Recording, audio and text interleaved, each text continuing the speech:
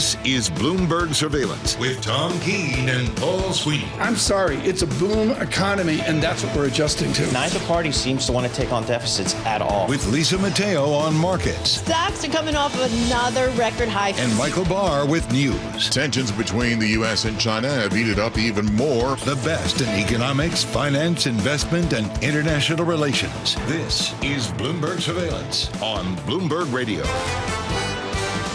Good morning, everyone. Tom Keene, Paul Sweeney, Michael Barr, Lisa Mateo, Torsten Slok out with a paper seconds ago from Apollo. The American economy, Paul, firing on all cylinders. Yeah, he's been very bullish here about this. He says, hey, there's no real slowdown out there. He's not too concerned about inflation here, so he's been pretty bullish. And yet worldwide, race to the bottom. That's my theme this morning, folks. The Swiss bank really surprises. I'll talk about it later, about the fanciness of Euro Swissy, but a big 50 beep rate cut out of Switzerland. They're defending too strong a currency. They want to go the other way. ECB, is the ECB today? My head is spinning. It's I think today. It is, yes.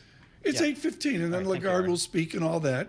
And they're going to cut rates. Japan is pulling away from raising rates. And really why Paul and I were in our preparation meeting with our staff of 30, somebody leaned over and whispered in my ear, the Chinese cut rates. And there they are. Yep, there they are.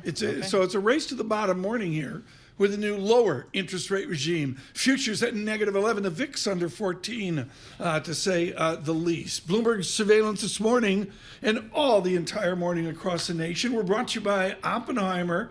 Oppenheimer focuses the power of their thinking on you creating customized plans to help achieve your goals. Put the power of Oppenheimer thinking into your investing. Oppenheimer thinking. Call an Oppenheimer professional today. And we thank Oppenheimer, OPCO, we thank Oppenheimer for their support this morning. What do you see, Paul? What are you looking at? I mean, I look at, futures. Besides Belichick. Exactly. Belichick to North Carolina. Good for him. He'll enjoy Chapel Hill. Good barbecue down there. S&P down 12, Dow down 77, NASDAQ down 70. We'll wait and see. It's early. Dollar flat. Yep. Off of all this gyration. Yep. Shamefully yesterday. Your VIX is still under 14, Tom. And like you say, okay, race to the bottom.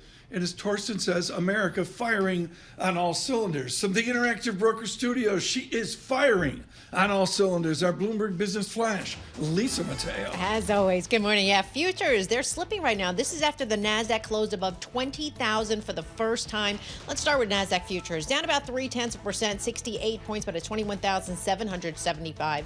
Dow futures, down about 0.1%, 72 points. We have S&P futures down 0.1% or 11 points. The two-year yield, 4.18%. That's up 2 basis points. The yield on the 10-year, 4.30%, and that's up 2 basis points. As you just said, just over an hour from now, the ECB expected to cut interest rates for the 4th time this year. So we'll check in with the euro right now. It's little change. We have the stock 600 right now, down about 0.1%. This all comes. The Swiss National Bank delivered a bigger than expected half-point cut to its key rate. That's weakening the Swiss franc. Then you had Brazil's central bank. They delivered a 100 basis point hike and promised 2 more years of the same. Moving on right now, we have the Bloomberg Dollar Spot Index. That is little changed. Bitcoin, gotta point it out because it's over 100,000 again. Shares of Adobe, you're welcome, Tom. Shares of Adobe down 10%. Disappointing annual sales outlook, kind of sparking these fears that software may lose out to AI-based startups. Then after the bell, we're on to Broadcom and Costco. Also following shares of Tesla, they're up 10%. The stock closed at an all-time high yesterday. And with the value of Tesla and SpaceX soaring, you know what that means? More money for Elon Musk. Yeah, has become the first person ever to be worth $400 billion. That is your Bloomberg Business Flash. Wow. Tom and Paul. Wow. Yeah, I'm looking at Rich Go. I mean, $447 billion, and it's almost double his net worth. He's up $218 billion year-to-date increase in his net worth. So good for Elon Musk. Wow. How about philanthropy? We'll have to see. We say good morning, everyone. We start strong here with a global outlook to frame out maybe what you're doing across this nation. Virginie Mazenouv joins us with Allianz, their global CIO. Virginie, just as simple as I see these rate cuts, is it a race to the bottom to cut interest rates? Thank you, Tom. I think there's two trends going on here. The first one, of course, is this loosening of monetary policy post the tightenings we had, post-COVID, et cetera, et cetera. But the other one is possibly reflecting weakness in some economies or preventing currency appreciation for some others. We know that with the tariffs that are going to come in 2025, part of the competitiveness adjustments is going to take place through currencies. And I think that's part of what we're seeing now. Paul, she sent a 26-page PowerPoint. I'm looking at it. Yep. I mean, did one of the interns go through 26 pages? I'm working on it right now. That's like you can't. The only way you can do that with Mazenov is a long European lunch. Yeah, it's like one of those 2-hour extravaganzas. Exactly, a bottle of Burgundy. Virginie, thanks so much. Wondering here on a global basis, I think about the U.S. market and the valuation. I know the performance has been in the U.S. market, but the valuation is so rich. Should we be thinking some places outside of the U.S. for equity exposure here?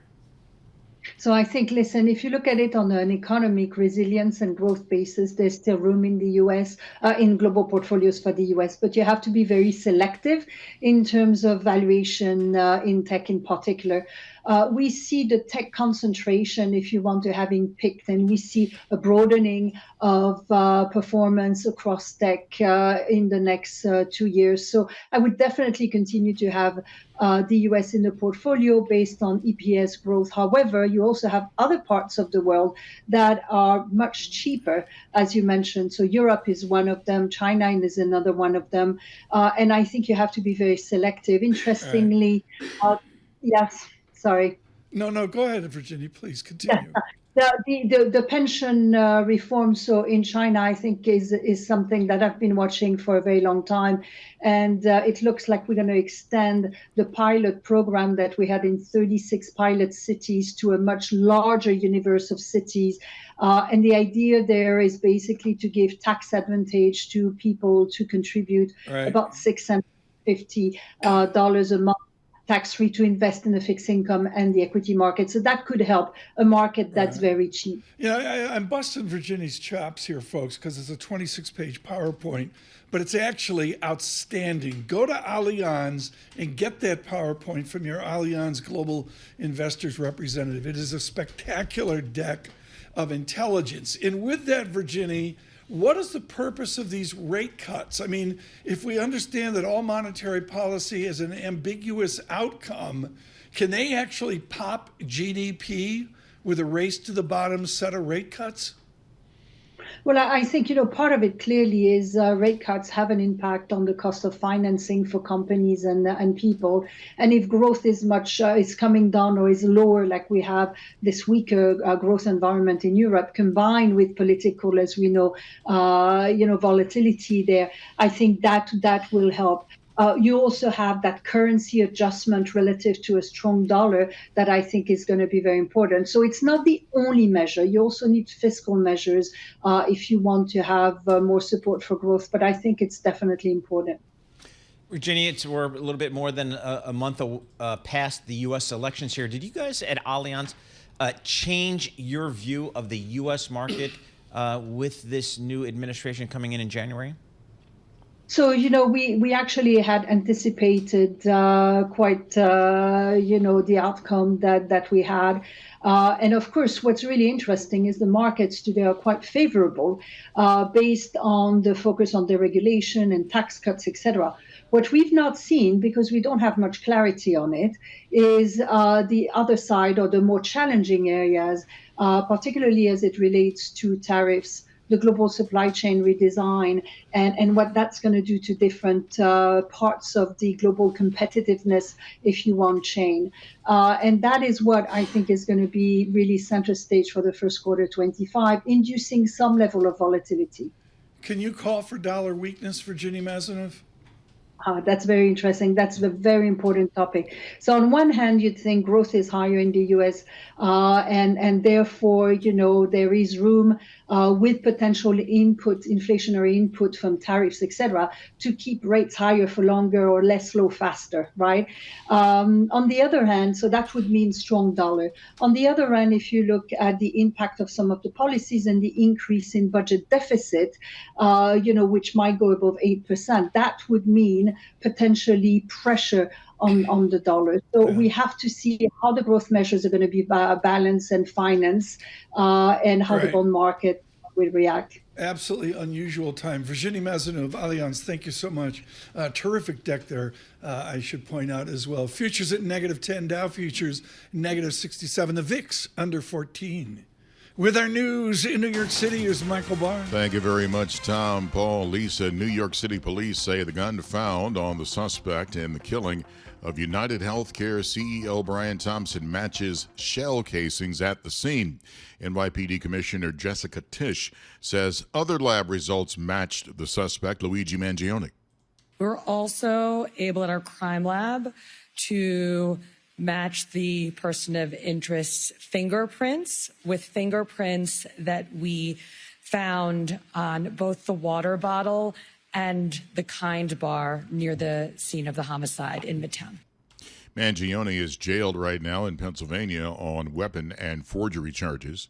FBI Director Christopher Wray, facing pressure from President-elect Donald Trump, announced he will resign at the end of the Biden administration in January, more than 2 years before his term was set to end.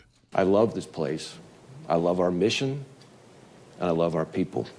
But my focus is, and always has been, on us and on doing what's right for the FBI. Trump had announced his plan to nominate Kash Patel for director.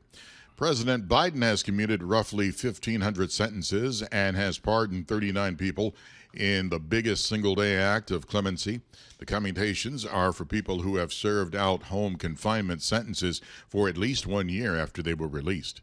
South Korea's president defended his martial law decree as an act of governance and denied rebellion charges, vowing to fight to the end in the face of attempts to impeach him and intensifying investigations into last week's dramatic move.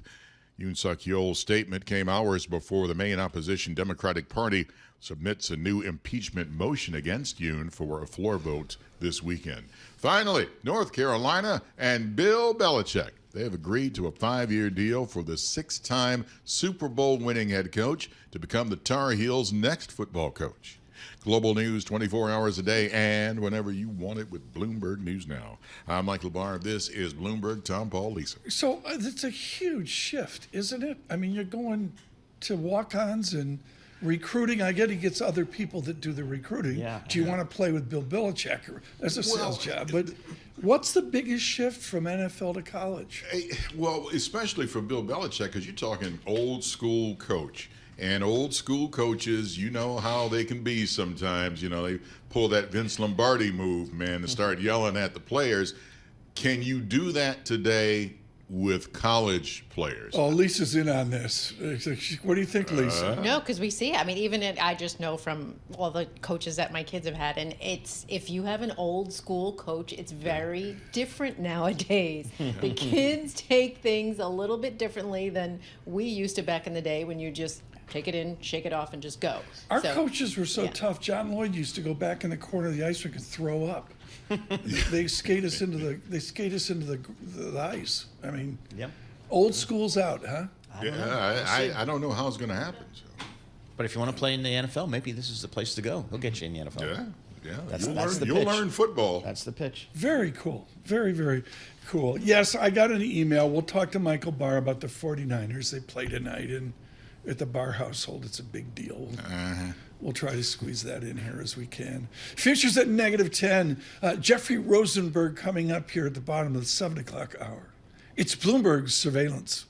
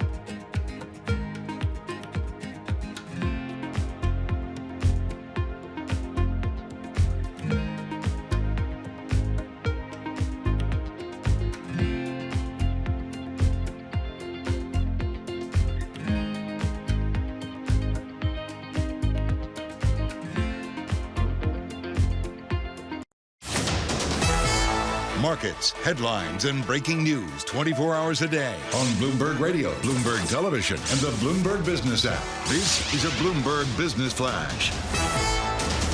From the Bloomberg Interactive Broker Studio, I'm Lisa Mateo. Futures, well, right now they're falling. This is after stocks rallied following CPI data that fueled those expectations the Fed will keep cutting interest rates. Today, we'll get another reading on inflation. We have producer price index for November, initial jobless claims for last week coming up at 8:30 Wall Street time. We have NASDAQ futures down 0.3%, 70 points. Dow futures down 0.1%, 62 points. S&P futures down 0.1% or 10 points. We have the 2-year yield 4.18%, up 2 basis points. The yield on the 10-year 4.30%, and that's up 2 basis points. To currencies, the Bloomberg Dollar Spot Index, that is little change right now. I want to head over to the euro. That is little change. This is just ahead of an ECB decision in about an hour from now. Also keep in mind, Emmanuel Macron expected to name a new prime minister today. Companies making news. Microsoft. The company says it's going to record an $800 million impairment charge. That's tied to its minority investment in General Motors' Cruise robo-taxi program, which is shutting down. Microsoft shares down 0.3%. And Meta donated $1 million to President-elect Donald Trump's inaugural fund. And speaking of Trump, sources say, well, he's expected to ring the New York Stock Exchange opening bell today. It's at 9:30. Shares of DJT up more than 0.5%. For on-demand news 24 hours a day, subscribe to Bloomberg News Now, wherever you get your podcasts. I'm Lisa Mateo. That's a Bloomberg Business Flash. Paul and Tom. Lisa, thanks so much. Got to continue the story. Michael Barr, for those of you nationally, Michael Barr was doing the local cut-in here. We're talking about drones being sighted over 8 New Jersey counties, and they're worried about Bedminster Golf, the president ringing the bell today, and they're worried about his golf course. Forget about it. Golf course. We have intelligence here, surveillance intelligence that they've triangulated over Paul Sweeney's house. Pray tell, have you seen any drones? I have not seen a drone yet in the great state of New Jersey, but I've seen everything else in New Jersey can offer you over the last number of years. But I mean, it's Jersey. I mean, good luck. Does it sound like a prank? I don't think so. No, it's something more than that. And there are a lot of people that are really into this thing, but I don't know. I have no idea what it is. John Tucker's off today. Could be.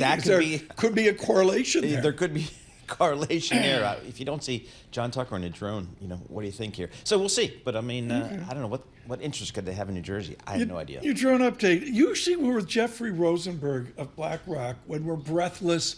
The Fed's cut rates. Blah blah blah. Today we pause and we have a quiet, or more serene Jeff Rosenberg. He comes in cardigan. He's like casual. It's like not Fed Day or Jobs Day or CPI Day. An intelligent conversation. How hard is it to be at BlackRock and be trying to figure out coupon or total return? Is it a fun business now, or is it brutal every day to make the right decision?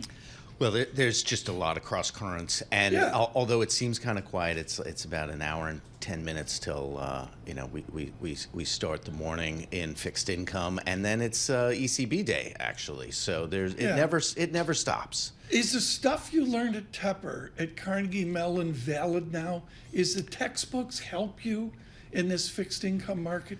It's a great question, and I talk a lot to new graduates, and I look back on I was the third program at the Carnegie Mellon computational finance program, and what was important is that you learned how to learn.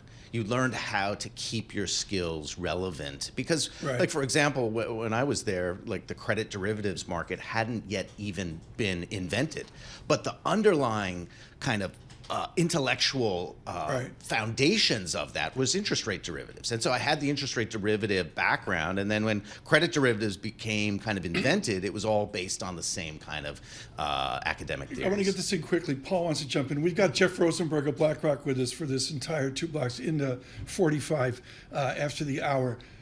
I was in the St. Regis Hotel in Beijing, and Gillian Tett did an article on something I'd never heard of, CDO squareds, a million years ago.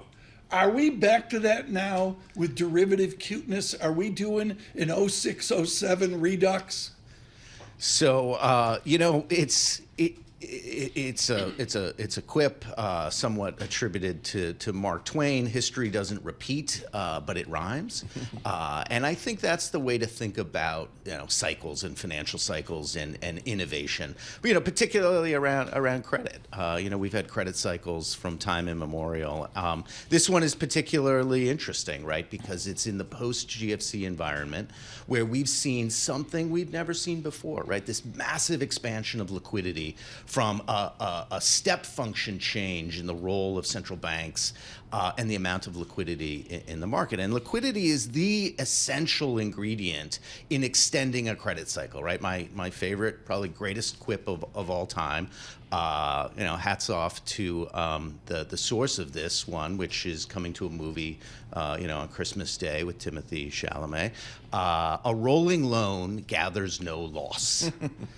And what allows you to roll over those loans extends a credit cycle, and that's liquidity. Yep. So this has been a 15-year-long credit cycle. And so you do a lot of things when there are a lot of liquidity in the markets, and you extend, and things build up, and we'll see. It's not history repeating. We're not doing CDO squares. We're not leveraging up subprime mortgages, right? That's why we don't repeat those things, because we look at those mistakes and we fix the past mistakes. But looking forward, you always find new ways to find new sources of Jeffrey, yield. but the best performance year to date in fixed income has been U.S. corporate high yield, U.S. leveraged loans, up 8-9%. I mean, do I take that risk going into 2025? Do I take that credit risk going into 2025? So we're at almost through. Depends on which metric you look back in terms of history, but we're at or close to the tight levels of spreads observed in those markets. So you can take that risk, but you've got to understand what your distribution of outcomes looks like. It's a carry trade. It's an income trade. Mm-hmm. Now, why are the spreads so tight? Because corporate balance sheets, corporate profits, despite all the back and forth about what is GDP doing and what's inflation doing, corporate profits have powered through. So with the inflation story, what has happened is pricing power. Yep. And so corporate profits really are what are driving corporate risk premiums. And there's one other thing that's really interesting happening in this market about Tom's earlier question in terms of innovation is kind of what you're measuring in the public markets is changing, because we're redistributing the balance of credit risk between bank underwritten credit that stays on bank balance sheets, public credit markets that we measure in those indices, and then the types of credits that are being increasingly found underwritten in the private credit market. And that distributional change makes some of those historical comparisons a bit different. But the bottom line is spreads are very tight. Could they go tighter? Maybe, but you should expect that your carry is going to be the best case scenario, and that if there's any kind of surprise to the downside, you're going to be looking at some price erosion from spread widening in the 2025 outlook. What does your Federal Reserve do on December 18th? Oh, wow. I think if we pull up the Bloomberg function WIRP in Cincinnati, you will. It's radio. That was a radio joke. Hopefully everybody got it. Is he auditioning here? Should I just see it, Tom? So I think it's 100% or 99% expected. So the Fed is kind of backed itself into the corner and doesn't want to disappoint market expectations. But you look at that inflation print yesterday, you look at the ease of financial conditions. Tom, you've seen me say this on every FOMC, every payroll meeting, that the disconnect here, and it's been a disconnect for a long time, is the disconnect between the Fed's view of how tight policy is and how easy policy is when you measure it by financial conditions. So they're going to give another cut, and then next year they're going to slow things down. We're going to pick up this conversation. Jeffrey Rosenberg with us on the day of the ECB, an extended conversation with Mr. Rosenberg of BlackRock. He's got a 1-year Sharpe ratio to die for. To get a stick 0.35 on a Sharpe ratio, 1 year is pretty much better than good. Paul, he's loaded the boat on the 2-year. Okay, no problem. He came in January 1st and said, load the boat on a 2-year. And that's it. I had no problem sitting there. It's that easy. Yep. We're going to come back with Jeffrey Rosenberg on the not so Another easy University task. of Wisconsin guy. God, these people are all over the place. They're all over the place. It's great programs. And it's got pound different. for pound, the best. There's like Madison, which is where there's like 12 Democrats there, no Republicans. Yep. And then there's Whitewater or something. Darda's from there too. Did you know Darda in school? Did not. No, you did not. You're right. There's a lot of people from I'm telling you. Wisconsin. Milwaukee, pound for pound, the best portfolio We'll manager. have to see. Futures to -10. We're with Jeffrey Rosenberg of BlackRock, worldwide across the nation. Bloomberg Surveillance.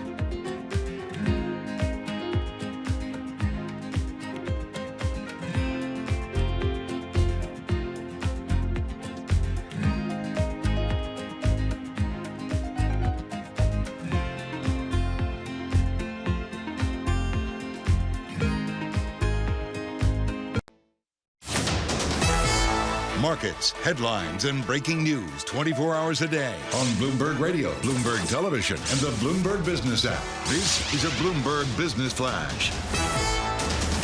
From the Bloomberg Interactive Broker Studio, I'm Lisa Mateo. We've got futures slipping. This is after another fresh all-time closing high for the NASDAQ, reaching above 20,000 for the first time. So we'll start with NASDAQ futures. Right now, down about 0.3%, 71 points at 21,721.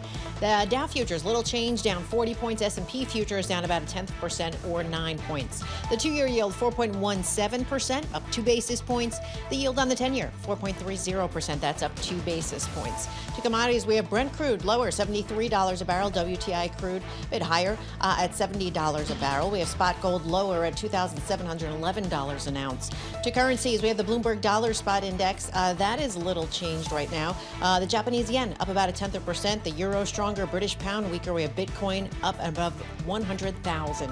Few stocks on the move. We'll start with energy drink maker Celsius, up more than 2%. JP Morgan initiates a company at overweight. Deutsche Bank also initiates at hold. Then you have consumer credit reporting agency Equifax gaining about 1%. That was an upgrade from Morgan Stanley to overweight from equal weight. And finally, human resources management software company Paycor. That's up 2%, and that's after a raise from BMO Capital Markets to outperform from market perform. That is your Bloomberg Business Flash. Tom and Paul. Lisa, thanks so much. Tomorrow, we are thrilled to announce, I believe it's tomorrow. Today's Thursday, right? Yes. Can't keep track. As far as I know. Tomorrow, Gene Munster. Tomorrow, Dan Ives. Whoa. Tomorrow, together. Wow. On Mag 7. Steve I'm coming Ratner's in over then. at Morning Joe right now talking up Mag 7. We have Dan Ives and Gene Munster together. I think it's in the 8 o'clock hour. My people haven't briefed me, but the answer is this is a huge deal. Okay. Year end. They don't talk to each other. No. I mean, they barely get along. So to get them together is, it's sort of like Rogoff and Stiglitz. Like, I play nice and then they are. Speaking of Rogoff and Stiglitz, on the ambiguity of our economics, Jeffrey Rosenberg with us with BlackRock this morning. Rates go down. It's ambiguous. Does it goose GDP, or is it a question of a slower demand? You go down, you get China deflation or massive disinflation. When you see rate cuts like we see, which of it is it? An attempt to goose GDP or a desperation towards deflation? So I think for the impact on the U.S., the Fed wants to normalize, and they think that they're tight. I wrote about this at the beginning of this year, and it showed up when the Fed finally cut rates by 50 basis points in September. And I called it the new conundrum, right? So you guys will remember the old Greenspan conundrum, right? Then he was raising rates, but long-term rates weren't going up. They were going down because back then China was reinvesting all of its trade surpluses back into treasuries. And we couldn't understand why the Fed couldn't control long-term interest rates. So I've talked about the possibility that we could see the new conundrum. And what's the new conundrum is here, we're cutting interest rates in the short end, but the long end isn't responding. That's exactly what happened in August, right? We cut interest rates 50 basis points. The long end went up. And I think when you look into 2025, right, we've taken down the amount of cuts that the Fed is expected, but they're still expected to cut rates. And if they do, and this is what yesterday's inflation print is kind of worrisome, is we're kind of getting into the consensus around this sticky inflation. Okay, so why are they cutting next month? Next week? Because they want to support the job market and they're concerned about the tightening. So they're showing their hand that there's a little bit of preference for the labor market over the inflation view. Okay, well, that's a problem for the rate cutting cycle because you can cut the front end, but the back end may be more worried about that sticky inflation and worried about some of those longer term issues around debt and deficits and the fiscal policy side. So the rate piece could get very interesting next year where the directionality on the Fed doesn't necessarily create the directionality for the bond market. And remember, most of the bond market returns are going to come from the longer end if you're holding, say, an ag or a typical kind of index portfolio. So kind of thinking that your returns are going to follow what the Fed is going to do in 2025, kind of like what we saw in October, maybe a tricky and problematic way of investing in fixed income next year. Coming in January, we got a new administration coming in. We have a new Congress that's going to be seated. Did that change the way you guys think about opportunities, risk, reward? Yeah, I mean, I think we're all kind of going through, it's that time of year, 2025 outlooks. No, don't tell me you did an outlook. No, I spare myself the December outlook. But come January, we write here's what we think for this week. And it's basically, this tremendous amount of policy uncertainty. And which policy uncertainty gets unwound or realized first, right? And so the problem is the stuff that can be done quickly, trade, immigration, is the stuff that has a little bit more worrisome uncertainty for the economic impact. And the tax pieces and the deregulation takes a little bit longer to play out. So you have a timing aspect for how this kind of policy uncertainty unwinds in the first part of the year. And right now, no one really knows where that's going to shake out. And it's creating this kind of policy overhang of uncertainty. But, what we've seen obviously in financial markets is kind of the post-election reduction in the pre-election uncertainty that's leading to kind of reduction in volatility, kind of what you might call the everything rally. So what am I doing on credit? I mean, I could sit here in a 2-year at 4.2%. Do I take credit risk here? So you can take some credit risk, and as I was saying in the kind of the earlier segment, that the credit risk, you want to preserve some flexibility. You want to preserve some ability to change your portfolio because you really don't have a lot of upside in terms of price appreciation. You don't have a lot of downside when it comes to kind of the base scenario for 2025. The economy's doing well, corporate profits are doing well, but you have a lot of that reflected in the price, right? So you just don't have a lot of good asymmetry on your side. So you want to kind of start the year with a little bit of flexibility. You can own credit here, but I wouldn't be max overweight into my credit position at the beginning of the year. There's a belief out there, I'd say, in the zeitgeist that the big companies that are riding high right now won't issue credit until rates come down. I don't buy it. That's a consensus view. Is the big surprise next year they're all going to start issuing? So you got to separate kind of discretionary issuance, which is what I think you're talking about, like where do corporations have the ability to show some flexibility? And remember, like the average maturity of investment grade debt is like 7 years, right? So you've got 15% of that debt coming due every year. So there's just this kind of recycling effect where you're getting issuance because it's just part of the natural. But then will we recycling. get an overlay on top of that? Yeah, and then the overlay on top of that, you will get some of that because the credit spreads are very tight, so there's very good kind of pricing power. Never mind the rate aspect. The rate aspect is a little bit tougher one to time. So it's really when you see kind of issuers pull back and add, are they getting really attractive issuance on the spread side? And right now they're going to get very attractive issuance on the spread side. You should see when Mag 7 sends around all the houses their Christmas gift thing, the holiday. You should see the fruitcake Rosenberg gets. My God, BlackRock. It's just unbelievable, the fruitcake. First call I made.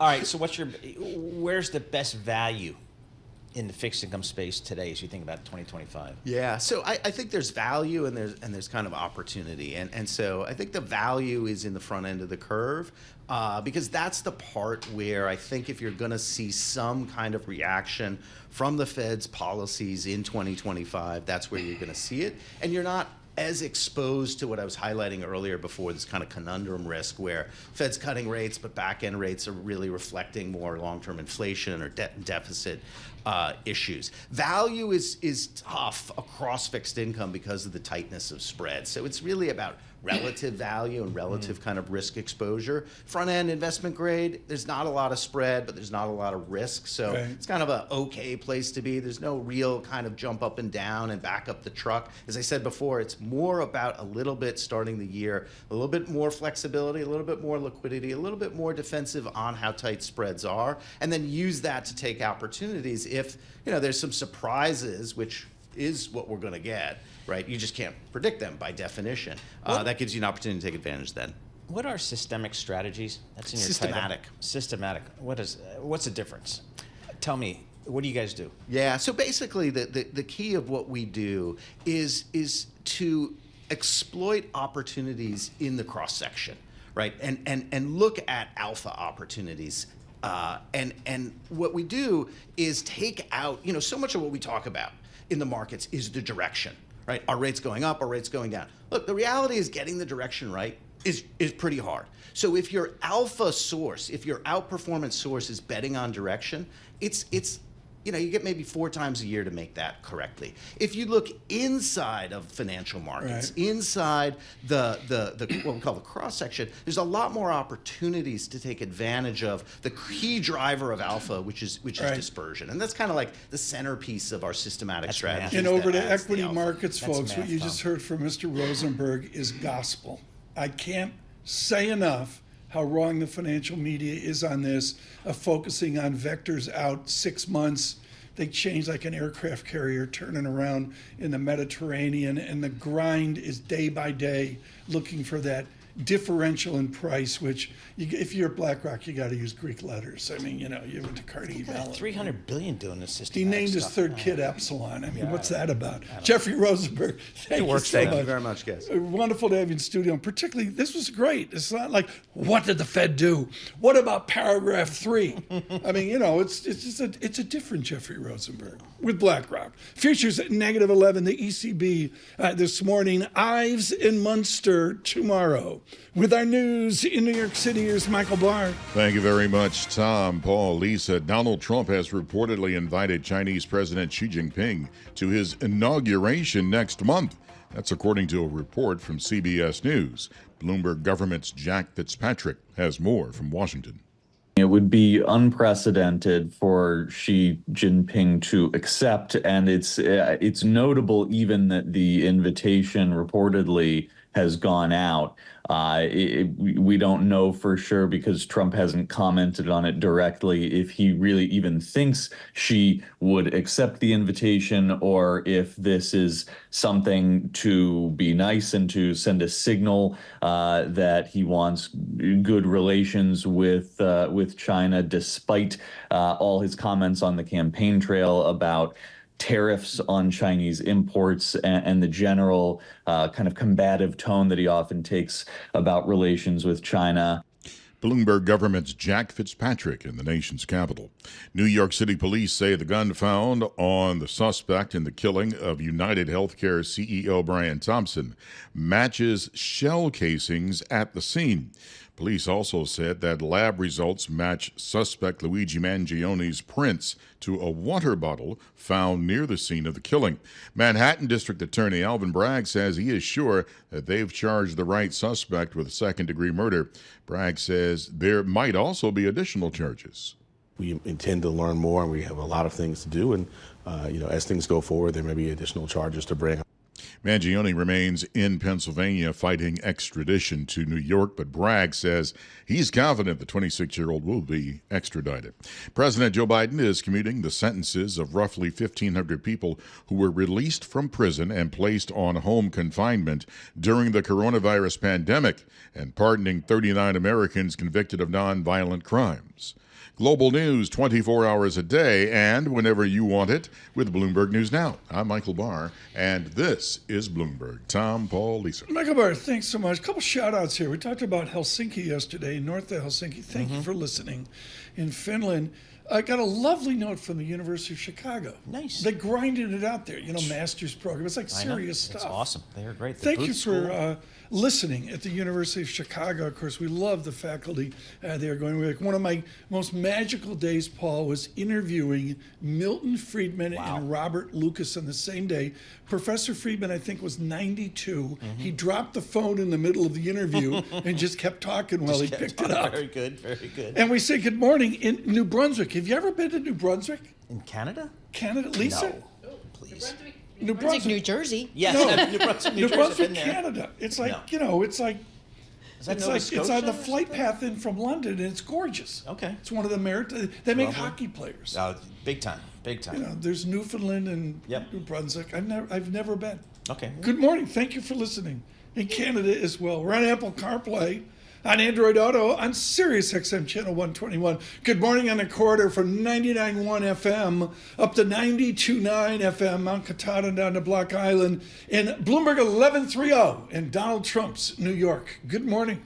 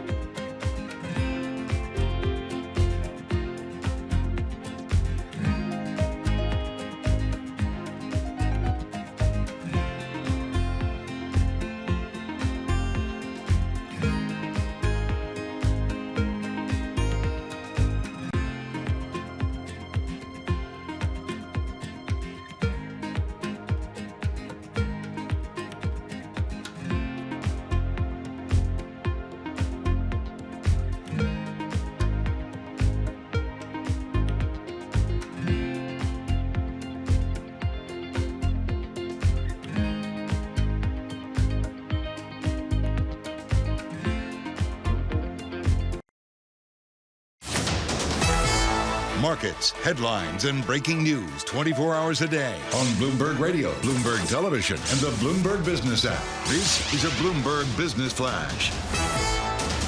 the Bloomberg Interactive Broker Studio, I'm Lisa Mateo. Futures falling this after November's Consumer Price Index. Well, it came in as expected yesterday. Traders took that as making a Fed cut a near certainty. Now, in just under an hour from now, we get more data. We have the Producer Price Index, also initial jobless claims for last week.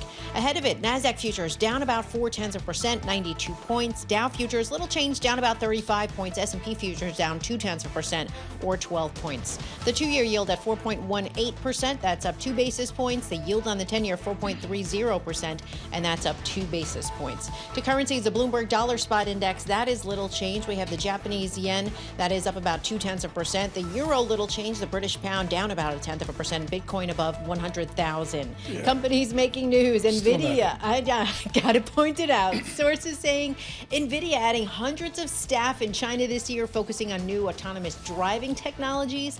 And then we go to EV maker Lucid. Its CEO said it's in talks with multiple automakers about potential partnerships. It wants to share costs, also intellectual property. And finally, speaking of property, a little real estate news. Michael Jordan finally sold his Chicago mansion after 10 years. A big discount, though. Records show it closed at $9.5 million. The initial asking price on Zillow was $29 million. That is your Bloomberg Business Flash. Paul and Tom. That happens to a lot of these megas. They go on for some big number and they wait for like an adult to show up and pay whatever they're worth. I mean, who needs a house with a basketball court and things like that inside? You know, I mean, come on. 32,000 it's Chicago. Who's paying $29 million in Chicago? The Mateo house, they got everything else. Oh, I know. She's got an ice rink in the backyard. Sure.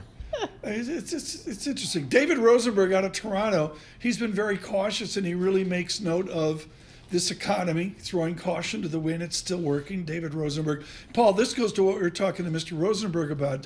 Jeffrey Rosenberg. Yep. Excess economic capacity means the Bank of Canada must get rates lower. Lower. Okay. And this is, again, this ambiguous tone. Why are we cutting interest rates? Yeah. We're cutting interest rates because the demand isn't there. The excess capacity is too much. Yeah. That's one theory. So we'll see. December 18th for the U.S. Federal Reserve, Tom. Yeah. I got PPI today, so we'll get a little bit more sense of kind of how inflation's looking in this economy. We'll have to see. We're here with the ECB coming up. Lagarde speaking. You know she's going to move the markets. And then, of course, on again tomorrow, I really want to emphasize Dan Ives, Gene Munster, in this Euro Mag 7 and Tesla together. Big event for us tomorrow as well. Now, a look at the front pages. What's making news around the world? Your daily roundup of today's headlines from major publications. The daily look at the front pages. It's the Lisa Mateo Minute, and it's brought to you by Interactive Brokers. Trade over 10,000 U.S. stocks and ETFs, U.S. equity index options, U.S. treasuries, and more on your timetable. Learn more at ibkr.com/around the clock. Okay, take more than a minute. Wait a minute. I went from an hour to a moment to a minute. Al from New Jersey emailed in and said, you got to give her less than an hour. Here we go. Okay, I want to start with Netflix because there are reports that it's walking back its parental leave policy. This was in the Wall Street Journal. So about a decade ago, Netflix announced that it was offering new moms and dads, Paul, you're going to love this, unlimited time off in the child's first year, okay? 18 years. But a lot of more staffers took advantage of the benefit than they thought.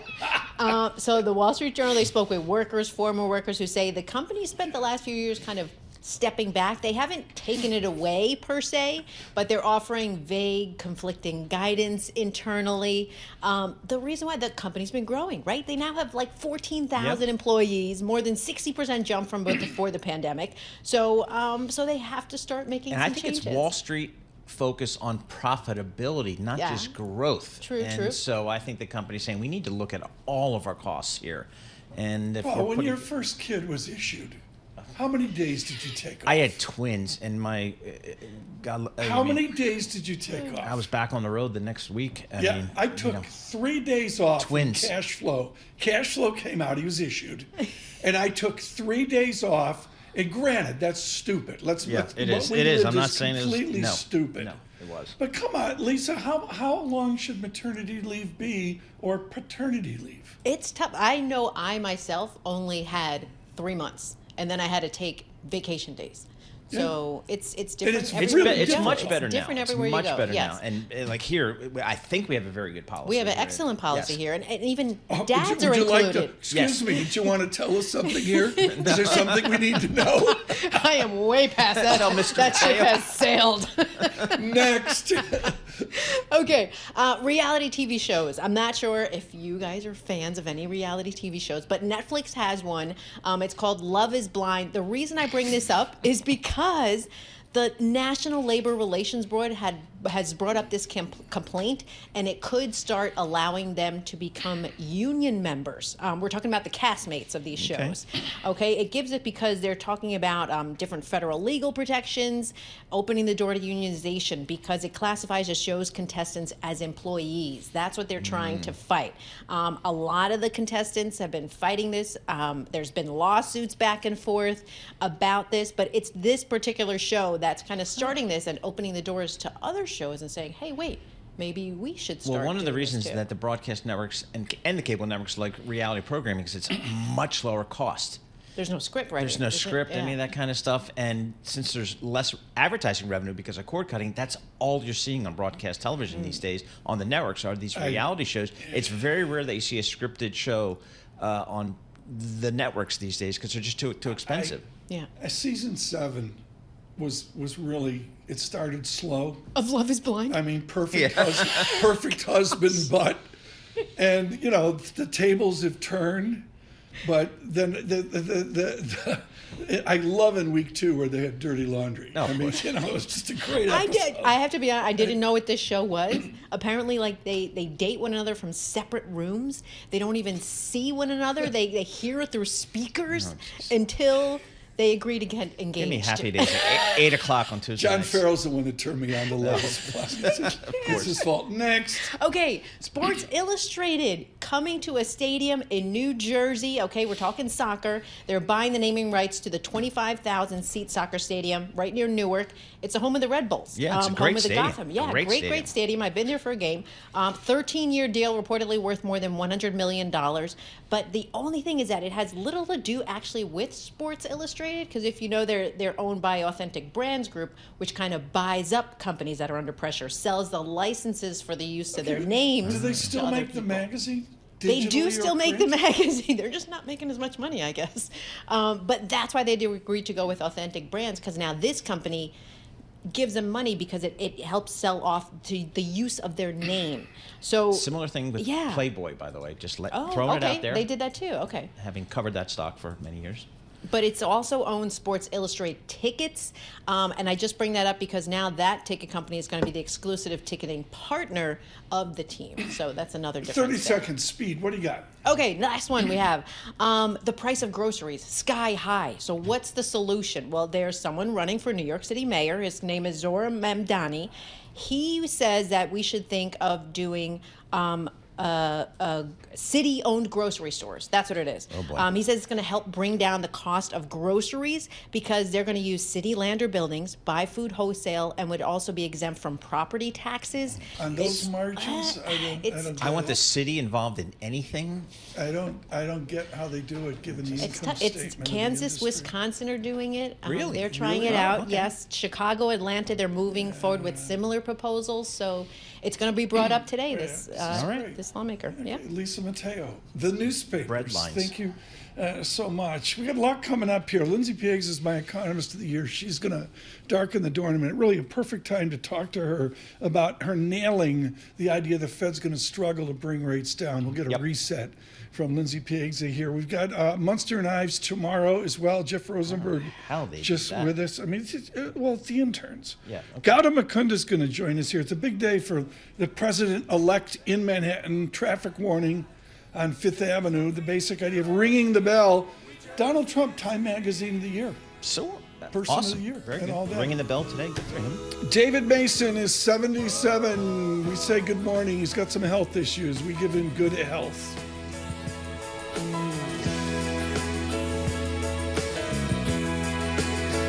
I'm going back to a place that's far away. How about you? Have you got a place to stay? Why should I care when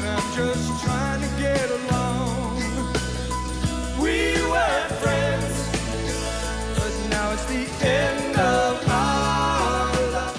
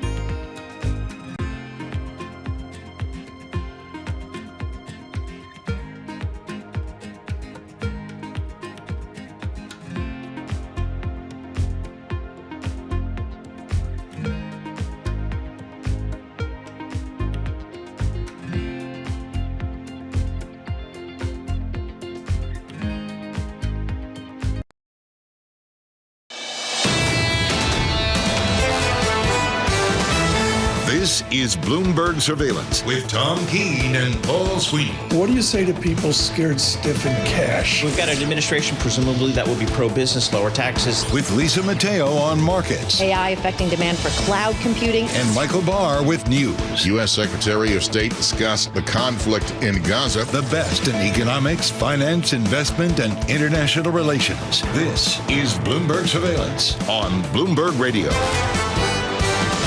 Good morning, everyone. Paul Sweeney, Tom Keene, Michael Barr, Lisa Mateo. I'm having a cup of Sanka this morning because I can't afford the coffee. Eamon's out on YouTube live chat, Crazy. Paul. He's talking here about a 5-pound bag of coffee's gone from $42 to $72. Yeah. I mean, it's a moonshot, I say. On the GLCO, the Global Commodity Index dashboard for Bloomberg, coffee up 71% year to date. Do we know why? Because there's this coffee belt around the globe. You know, think Africa, think Brazil, all the way around the globe.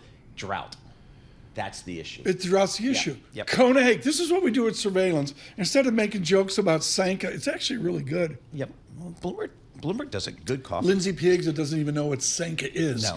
Anyways, the Sanka's great this morning, but tomorrow, the expert on coffee, Kona Hake, we are thrilled to bring her to you along with Dan Ives and Gene Munster tomorrow. Kona Hake on Paul's 114% lift launch in coffee, straight to the moon. Let's get right to it from the Interactive Broker Studios, our Bloomberg Business Flash. Lisa Mateo. Yeah, and we've got futures slipping after the NASDAQ close above 20,000 for the first time. We'll start with NASDAQ futures up 0.4%, down 0.4%, 100 points at 21,693. Dow futures, they're down 0.1%, 65 points. S&P futures down 0.2%, 14 points. The 2-year yield, 4.18%, up 2 basis points. The yield on the 10-year, 4.30%, and that's up 2 basis points. Just 15 minutes from now, the ECB expected to cut interest rates for the 4th time this year. We'll check in with the euro. It's little change right now. The stock 600, that is down about 0.1%. Now, this all comes after the Swiss National Bank delivered a bigger than expected half-point cut to its key rate. And then after Brazil's central bank, well, they delivered a 100 basis point hike, promised 2 more of the same size. We'll move on to Bitcoin right now. That is up, down about 7 cents per percent, but over 100,000. Shares of Adobe, they are down 10% this morning. This is after a disappointing annual sales outlook, kind of sparking those fears that its software may lose out to AI-based startups. And then after the bell, we're on to Broadcom and my favorite, Costco.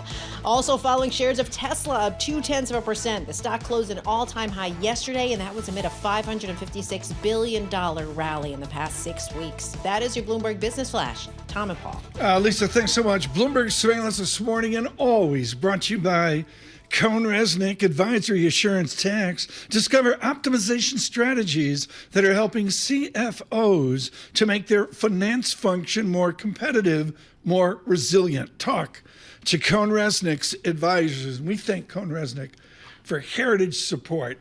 There are people that said rates are going up and inflation's not going back to a John Williams 2% too quickly. Jim Bianco out front. I thought Dr. O'Leary's done a great job.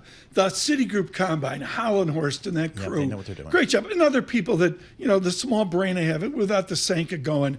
But Lindsey Piegza is the one that day after day after day just said, shut up.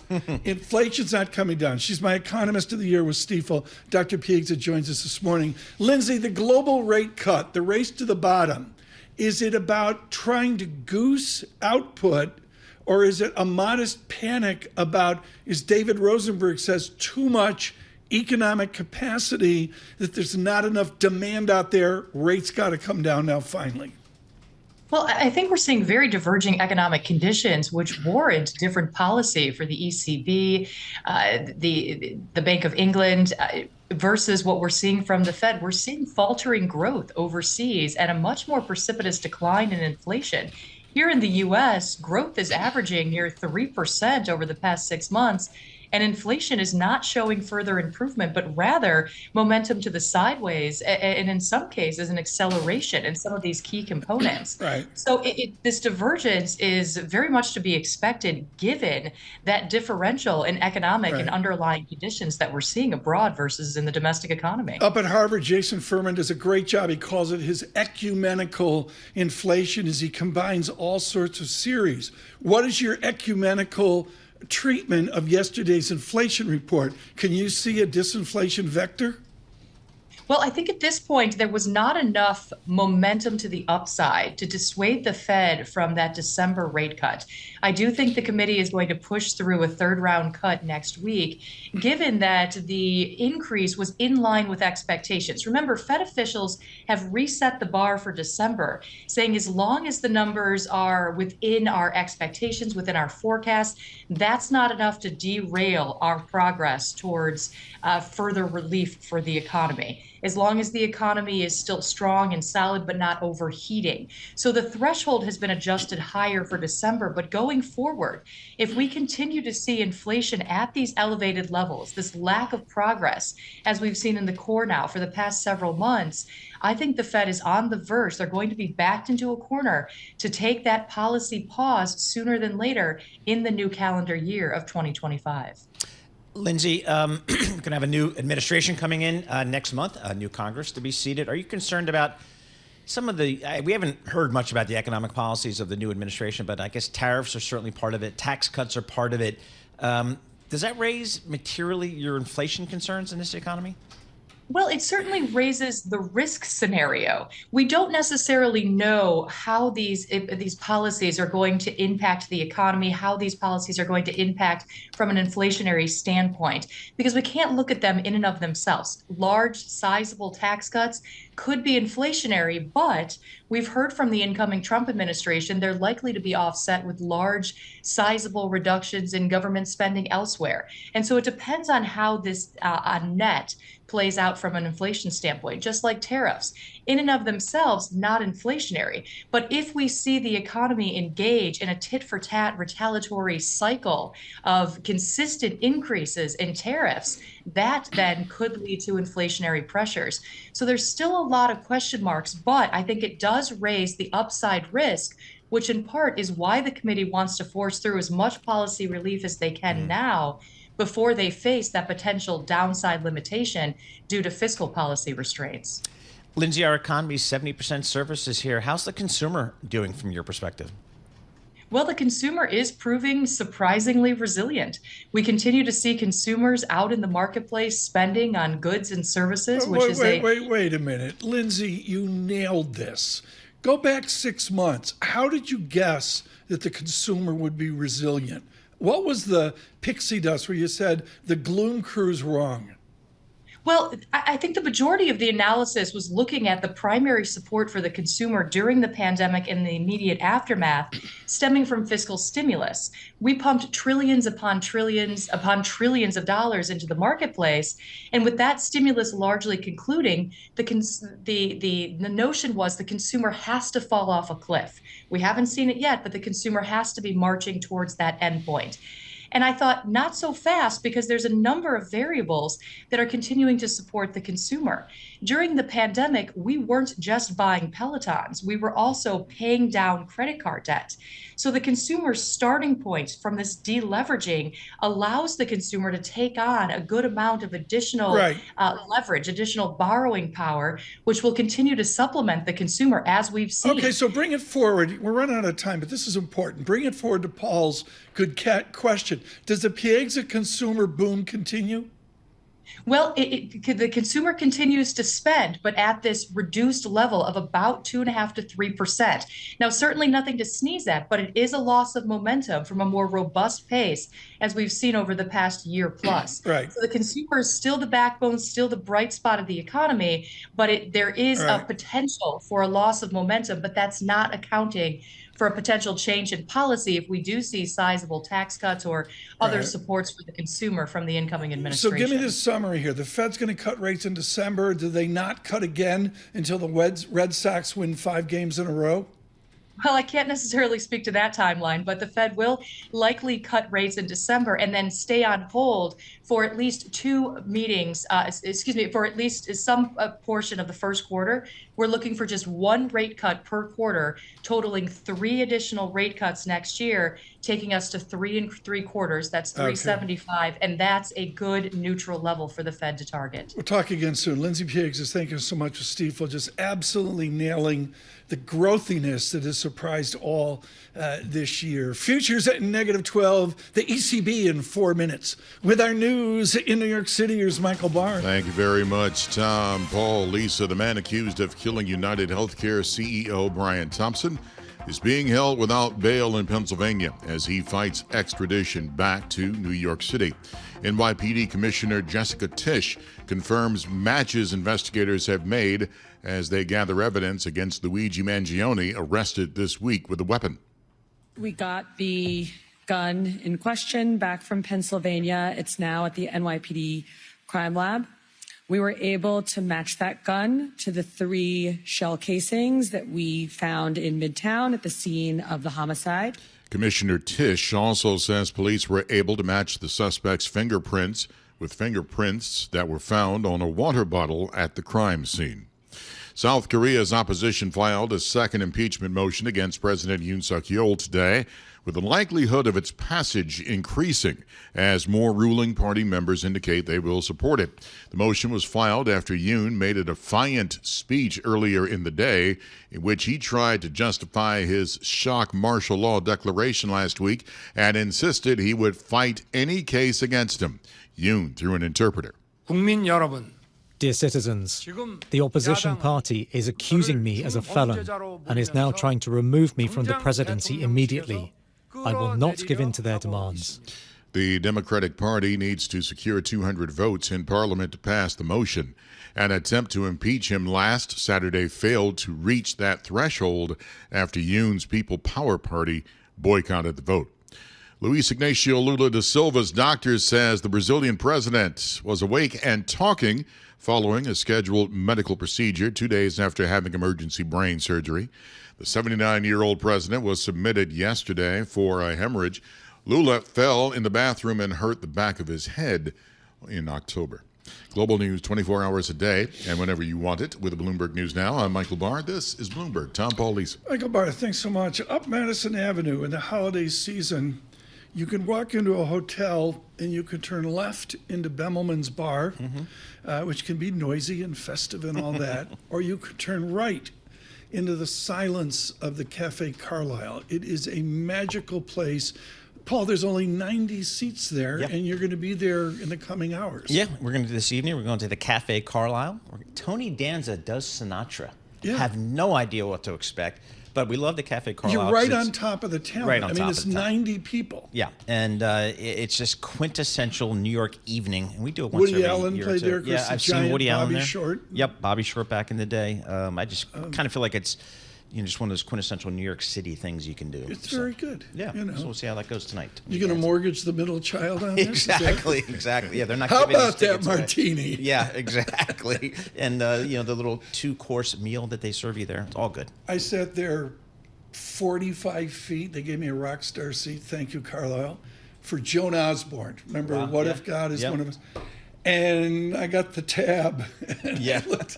I Mrs. Keene. I said, we should have ordered cream ale. Yes. That's all there is to it. Yep. We say good morning to Rosewood and everyone at the Carlisle Hotel. Futures sustain under the VIX sustains under 14, 13.69. Sweeney and Jeff Rosenberg are watching a 2-year yield, 4.17% in about a minute and a half. And we'll bring you the headlines afterwards. Yep. We're not gonna miss Michael Barr locally for this. We've got the ECB coming up, and we'll give you those headlines into the Lagarde press conference. From New York City, Bloomberg Surveillance.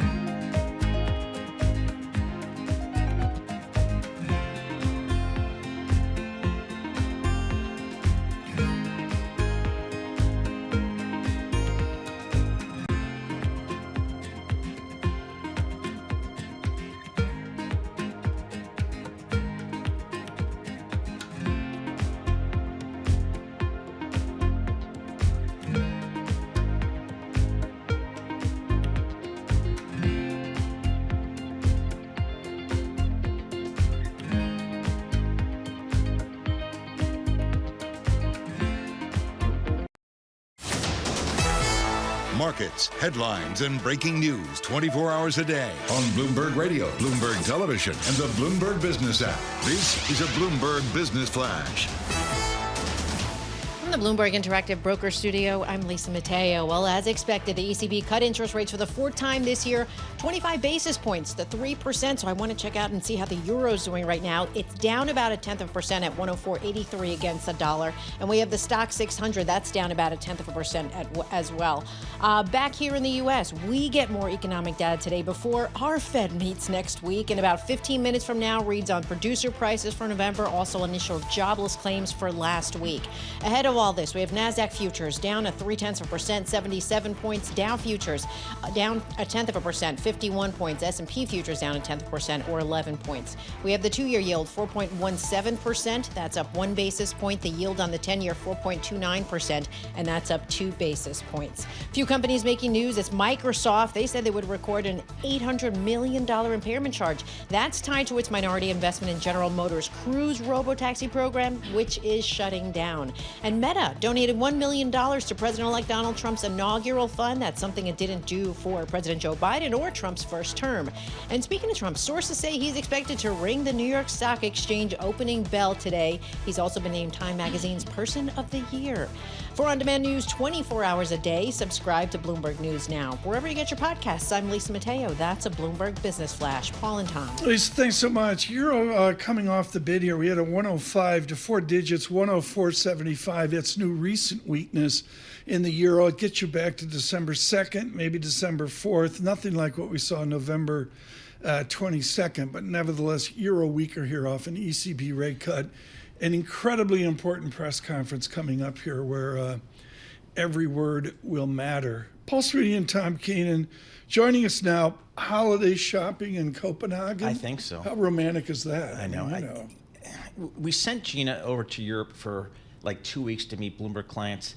Standing room only, every single meeting. That's the demand. I mean, she's larger than Belchunas. I know. I can barely get a week's worth of meetings. She's doing we can 2 barely weeks. find time to talk to her. Joining us right now from lovely Copenhagen is the lovely Gina Martin-Audens, our chief U.S.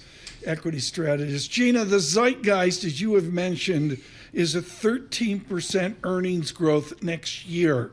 When you line up the 422 people that are working for you calculating that statistic, is the dynamic towards a 10% growth or a 14% growth? Yeah, I think it's a really critical question, and it's most important because we are sitting in an awkward position headed into 2025 where the market implied earnings growth expectation is even greater than the bottom-up consensus expectation. So while macro indicators suggest we may only get about a 6% earnings growth pace emerge in 2025, bottom-up consensus is thinking 12 to 13%. The market itself is already sitting at 23.5%. So expectations are very high going into this year. And this is stark contrast to the environment that we were in going into 2024 or 2023, in which market implied expectations were low, macro implied expectations were not terribly positive, but a little bit better than market implied expectations. And then bottom up was also pretty conservative. So I do think that the earnings hurdle is going to be a key part of the conversation next year. Companies are really going to have to come in and beat consensus forecasts as well as what is implied by the macro. Gina, I know you're on a kind of a 2-week tour across Europe, meeting with Bloomberg clients. What's been the kind of the main point, the main question you've heard from European investors as it relates to kind of what you do with the U.S. markets? Yeah, it really is. How do you balance the 40% of the index that is now dramatically overvalued in tech and communications with the 60% of the index that's potentially undervalued but struggling to record some earnings growth? How do you attack that problem? Followed by, what do we do about Europe? There's a tremendous amount of negative sentiment in the European equity investor community. Generally, European earnings are still struggling to post any earnings growth. That's created a lot of frustration. The geopolitical environment is also very frustrating. That has resulted in a tremendous amount of capital continuing to flood into the U.S. and specifically into the Mag 7. But now that we have decelerating earnings momentum for that group and valuations are so very high, I think the universe of investors is struggling to figure out what to do because nobody feels terribly confident that the index outside of the Mag 7 can actually make up for some losses here, can actually make up ground if the Mag 7 loses a little bit. I know it's off your remit, Gina, but come on, the sun goes down at 3:36 p.m. in Copenhagen. I know. She's almost ready for cocktails. hour. Absolutely. Gina, I look at I wish, Tom. I look at Walmart as a moonshot. I'm looking at Nestle of Switzerland, giving me a 4% dividend with 4% dividend growth, trading at a 17 multiple. It's basically Nestle's trading at half the value of Walmart. Is that a value trap as a general statement on Europe or not? Yeah. I think it's a great question and certainly one that European investors grapple with every day, not only in the consumer staples index, but also in financials in particular. A lot of concern around autos and luxury goods over here. So I think we do need to consider, how much valuations are really just reflecting structurally slower growth opportunities, structurally lower margins. When we do that, we find that, even on a sector adjusted basis, European stocks are still trading at a minor discount to the U.S. So no matter what way you slice it, Europe is discounted. It's just a matter of gathering some earnings confidence. And I think this is really key for 2025 for Europe. We will need to see some fundamentals back up those valuation discounts in order for investors to gather the confidence to start to put money to work in Europe. But your point on Nestle is spot on. Investors are discounting heavily European equities because they just don't believe in the growth prospects. They just don't believe that, the geopolitical environment is going to work in Europe's favor. There is a tremendous amount of pessimism. I don't want to say everybody's pessimistic, but in large part, most European investors are just pushing money into the U.S., anticipating that is the place to be, and the exceptionalism will continue to weigh out. Have we seen this before, Gina? This kind of, again, I've just heard about it really over the last 2, 3, 4 weeks, this move of international money into the U.S. Have we seen this before? How common is it? Is it unusual? How do you think about it? No, I think that it's been happening for the better part of the last couple of years. Investors generally just adopting the trend, almost getting pummeled in to the U.S. trade, if you will, where the stocks just keep outperforming. And when you're a global investor thinking about your allocation of capital, you can't avoid the fact that the U.S. has outperformed precipitously. I do think one bright spot that I have uncovered in my conversations is many investors are finally also interested in diversifying their U.S. exposure beyond the Mag 7. So there does appear to be at least some more scrutiny on small caps. Is this trend real? Is the breakout going to last? Will we see some earnings growth recovery in small caps? And what's your answer to those questions? Price momentum? Our view is that small caps are tremendously discounted with a very strong earnings backdrop going into 2025. So small caps are just one of many areas where we see rotation possibilities, not just internationally out of U.S. stocks, but into small and out of U.S. large as a predominant call for the year ahead. Expectations for small caps are still very low. Our small cap strategist, Mike Casper, just wrote a note on the terminal, put it on the terminal today, talking about expectations for small cap growth are sitting right around long-term average at 5% growth. That's very different than S&P 500 expectations, where we're looking at greater than 20% growth. That's only happened 3 times in the last 15 years. And it always happens right after earnings recessions. So small cap setup is a little bit different. It's just it should be easier for small caps to beat those expectations. Are you milking this trip for all you can? Is it Christmas in Paris for Gina Martin Adams? You know, I wish, but I have been in 6 cities over the course of the last 2 weeks. It has been very busy. It has been very busy. I have seen a lot of inside of cars, inside of conference rooms, and I'm waving at the city from the car as I drive through. I used to travel. But it's been great. Lots of good meetings, lots of good investors. What you just heard there, folks, is a snapshot of the Bloomberg grind. I literally would wake up in hotel rooms. I wouldn't know where I was, and I'd look out the window and look at the size of the cars. If they were big cars, it was America. And if it was small cars, it was Europe. Gina Martin's killing it for Bloomberg Intelligence. Safe travels. I mean, it's romantic as all get out until it's 6 cities in X number of days. And it's like a blur. And the demand for Gina Martin Adams is just huge across. We're sending her to Asia in January. I wonder if she knows about that, because it's already booking up quickly all across Asia. Well, we'll have to see. Bloomberg Intelligence, something Mr. Sweeney helped invent. Futures, -11. Please stay with us. The Lagarde press conference will have headlines. Bloomberg Surveillance.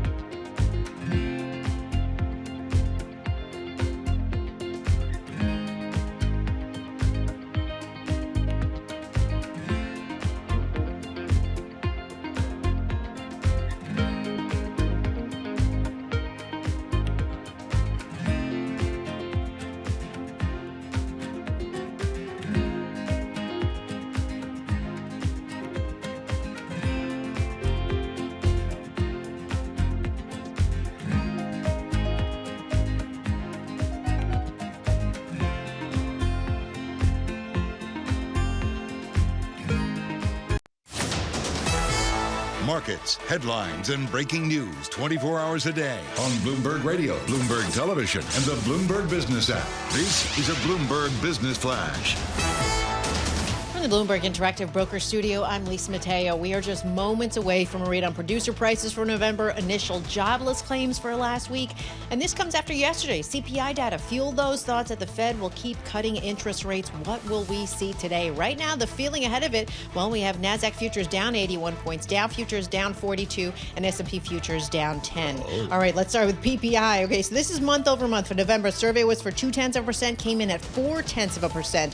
When you take food and energy out of the picture, came in right on target at 0.2%. Then we move year over year for November. The survey was for 2.6%, came in a bit higher, 3%. Then you take food and energy out. The survey was for 3.2%, came in a little bit higher too at 3.4%.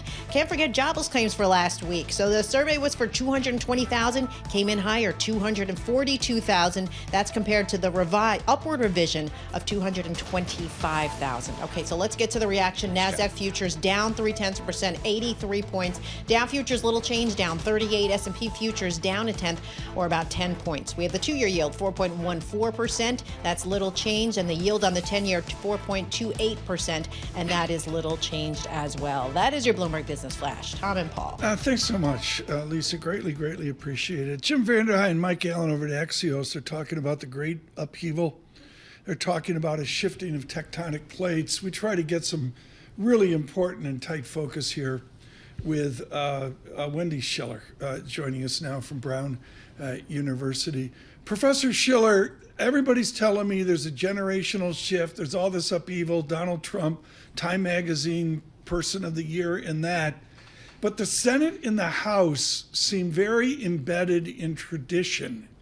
When Collins meets with the Secretary of Defense designate, is the Senate working under its normal method, or are they too having a great upheaval? Good morning, Tom, Paul, and Lisa.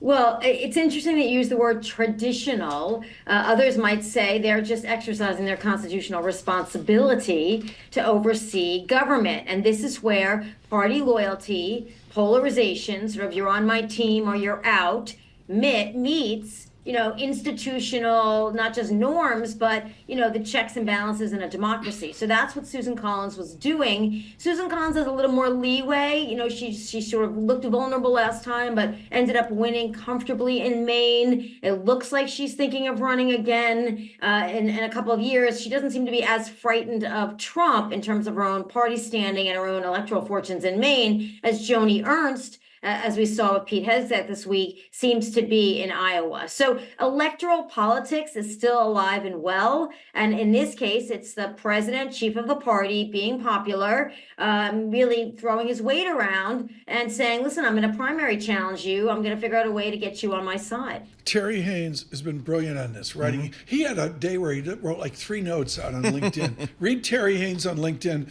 along with Professor Schiller, trying to look at the ebb and flow of tradition on Capitol Hill.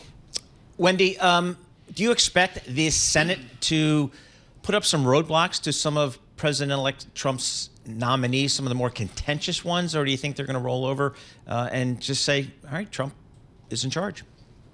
Well, right now, Trump seems to have a couple of things going in his favor. Decent approval ratings coming in as a newly elected president, and sort of the direction of the country. Those numbers were 74% in the wrong direction when the election was held. Now they're in the 60s. So he seems to have momentum, and senators and House members may say, we don't want to go against the momentum. Matt Gaetz was particularly egregious because there was a House ethics report that was really slamming his behavior. So it became just really a loaded thing to do. But it looks like I don't know about Tulsi Gabbard, and the Senate may just decide which of the next set of nominees is so egregious we don't want them. And let's see how Hegseth does. A tight vote is never a great vote for a nominee, and we'll have to wait and see. The tax situation to me is the most interesting dynamic. How the House is coming in with very different priorities on timing on the Trump tax cuts and making sure those get renewed, and the Senate. And we already see significant divide between the House and the Senate within the Republican leadership, and that's a sort of a warning how things will go over the next 6 to 8 months. Wendy, what do you think is in the should we think about this first 100 days as we do for other presidents, and at such a critical time to get things done? Is that still the case for a president coming in on a second non-consecutive term? Should we pay attention to those first 100 days?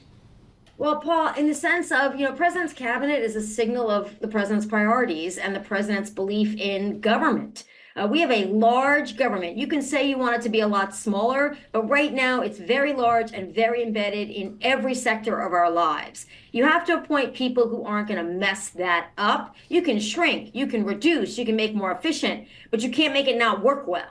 And this is the big question mark about a lot of these nominees and the 100 days of sort of honeymoon. Things have to get, Medicare, Medicaid, those things have to work. So is Mehmet Oz going to make them work? Is Robert F. Kennedy going to make all this stuff work? Is the Treasury Secretary going to sort of, make sure the economy stays on track? These are things that Trump, he's appointing all the people who supported him, some of whom have been rejected by voters in some states multiple times. So you've got to think to yourself, he's putting a lot of stock in people who may not do do the job he needs them to do. And that's what I'm watching. The next couple of months, we're not going to know. Right. But 6 months from now, it's going to have profound effects, I think, on a lot of the sectors of our economy and the way we are living. Is there any precedent for this? I mean, take it back to Andrew Jackson when everybody was appalled with boots and mud in the White House. You know the drill. You teach it every day.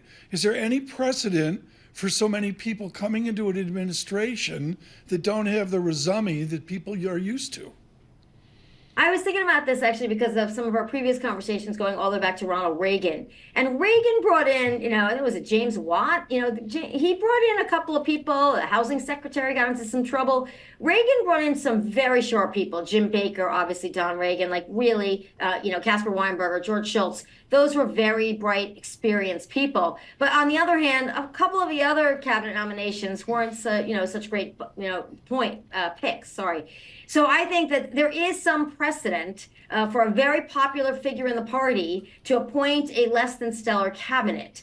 So this is a big question mark. And presidents, even Obama, have been subsuming a lot of that cabinet role into their own political operation in the White House. So will Trump follow that pattern, which is more recent, and then it won't matter as much who's leading which department? Wendy, I think it's CBS. We're going to have to wait and see. Yeah. Wendy, I think it was CBS that's reporting that President-elect Trump inviting Xi Jinping to the inauguration. What do you make of that? That's interesting. I think Donald Trump is a norm buster. That's, he's not just a disruptor. He's a norm buster. You can make a long argument about all laws, norms, behavior. He's a norm buster. And he wants to show that he can negotiate a better position for the United States of America economically and militarily than Joe Biden and even Barack Obama or even George W. Bush. That's what he seems to want to do, and this is an opening salvo. And we'll see if he accepts the nomination. I'd like to see security on that day. Within a transactional style, if you will, again, is there precedent that you can go on a bipartisan basis and find diplomatic success? Well, I think, you could argue Nixon had sort of a theory of foreign relations with Kissinger, but he was also very transactional and very immediate. Conflict here, let's get out of it. Geopolitical, opening up China. Nixon was pretty strategic and willing to give up a lot. Yeah. And let's not forget, the Republicans and the Democrats under Bill Clinton in 1993 opened up, really, trade across the world, starting with NAFTA and then opening up GATT and creating the WTO. Right. That changed everything forever. Right. And that was supposed to benefit everybody. Trump comes back many years later and says, we didn't get the best deal we should have gotten. I'm going to make it better. He did it Right. once already in his previous administration. He's going to try to do it again. And it's interesting to me how much the American public is willing to overlook in personal behavior that some may say okay, some may say not so okay, to get economic advantage. And we're going to see how this strategy actually can work in the next, like I said, next 6 to 9 months. Wendy, one final question. What are we going to see in the first week of the Trump presidency?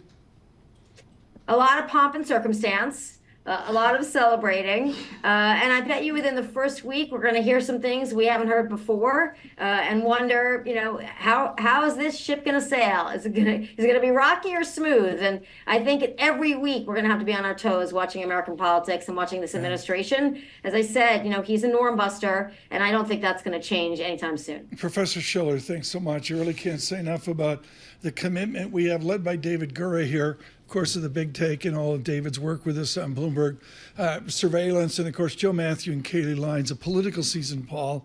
I mean, I guess there's no break. It doesn't seem like it. No. What do we do when the ball drops? Yeah, exactly. The next morning. I mean, there's huge history here. Yep. FDR and Hoover in the middle of the Depression, let's go. It's going to be fascinating to see, to say the least. Futures deteriorate, -18. Euro, 104.94. At a weaker euro, it's come back a little bit. Michael Barr has not been looking at the euro with our news in New York City. Here is Mr. Barr. Thank you very much, Tom, Paul, Lisa. President-elect Donald Trump will ring the opening bell on Wall Street in less than an hour, and also has been named Time Magazine's 2024 Person of the Year. We get more from Bloomberg's Nathan Hager in Washington. This is the second time Trump's gotten this recognition from Time. He also did it in 2016, the first time he was president-elect. In a wide-ranging interview with the magazine, Trump said he would use support for Ukraine as leverage to negotiate an end to the war with Russia. He also criticized Ukraine for firing long-range U.S. missiles into Russia. Trump also says he would expand the Abraham Accords with Israel to include Saudi Arabia, would push for a virtual closure, as he put it, of the education department, and he called the electric vehicle mandate a disaster, saying he likes electric cars, but in his words, they're not for everyone. In Washington, I'm Nathan Hager, Bloomberg Radio. FBI Director Christopher Wray is facing pressure from President-elect Trump. He has announced that he will resign at the end of the Biden administration in January, more than 2 years before his term was set to end. You, the men and women of the FBI, are why the Bureau will endure and remain successful long, long into the future. Trump had announced his plan to nominate Kash Patel for director. New York City police say the gun found on the suspect in the killing of United Healthcare CEO Brian Thompson matches shell casings at the scene. Police also said that lab results match suspect Luigi Mangione's prints to a water bottle found near the scene of the killing. President Joe Biden is commuting the sentences of roughly 1,500 people who were released from prison and placed on home confinement during the coronavirus pandemic.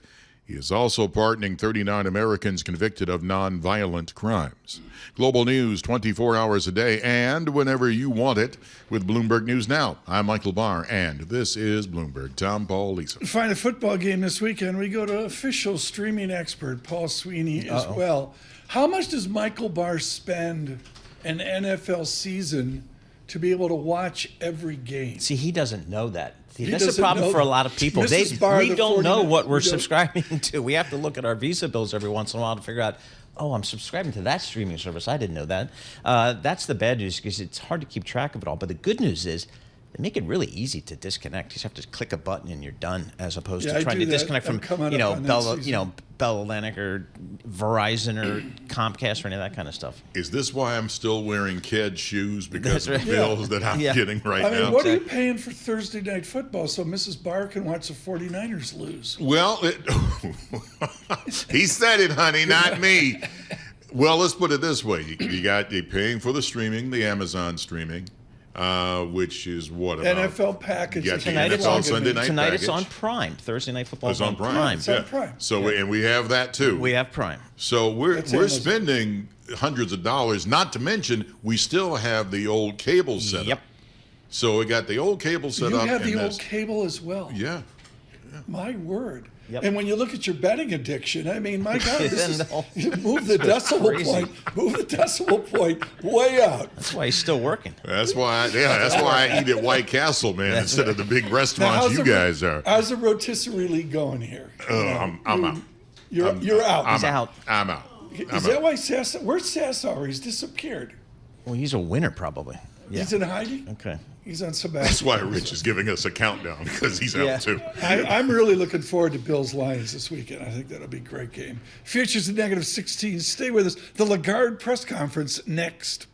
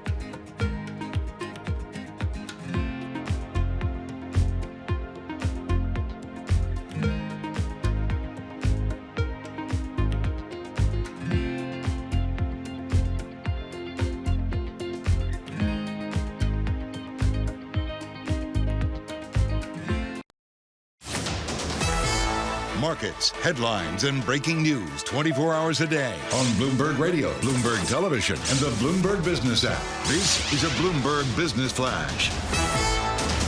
From the Bloomberg Interactive Broker Studio, I'm Lisa Mateo. Well, we've got red on the screen, and this is after U.S. wholesale inflation unexpectedly rose in November as the cost of food picked up. The producer price index for final demand rose 0.4% from a month earlier, the most since June. And more people filing for unemployment than expected. 242,000 applications were filed last week. We have NASDAQ futures down 0.4%, 105 points. Dow futures down 0.1%, 53 points. S&P futures down 0.2%, or 15 points. The two-year yield, 4.13%. That's down 1 basis point. The yield on the 10-year, 4.27%, and that is little change. To currencies, the Bloomberg Dollar Spot Index, that is little change. We have the Japanese yen up about 0.3%. The euro, that's little change after the ECB cut interest rates as expected, 25 basis points to 3%. Few companies making news. NVIDIA, sources say it's added hundreds of staff in China this year. They're focusing on new autonomous driving technologies. And we go to EV maker Lucid. Its CEO, well, it said it's in talks with multiple automakers about potential partnerships. It wants to share costs, also intellectual property.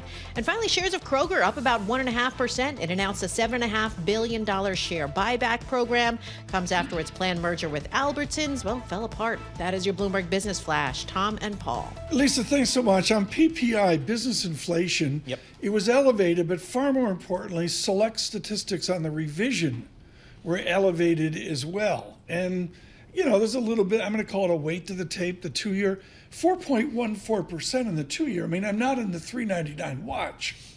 The German yield gets down to where it was December 3rd.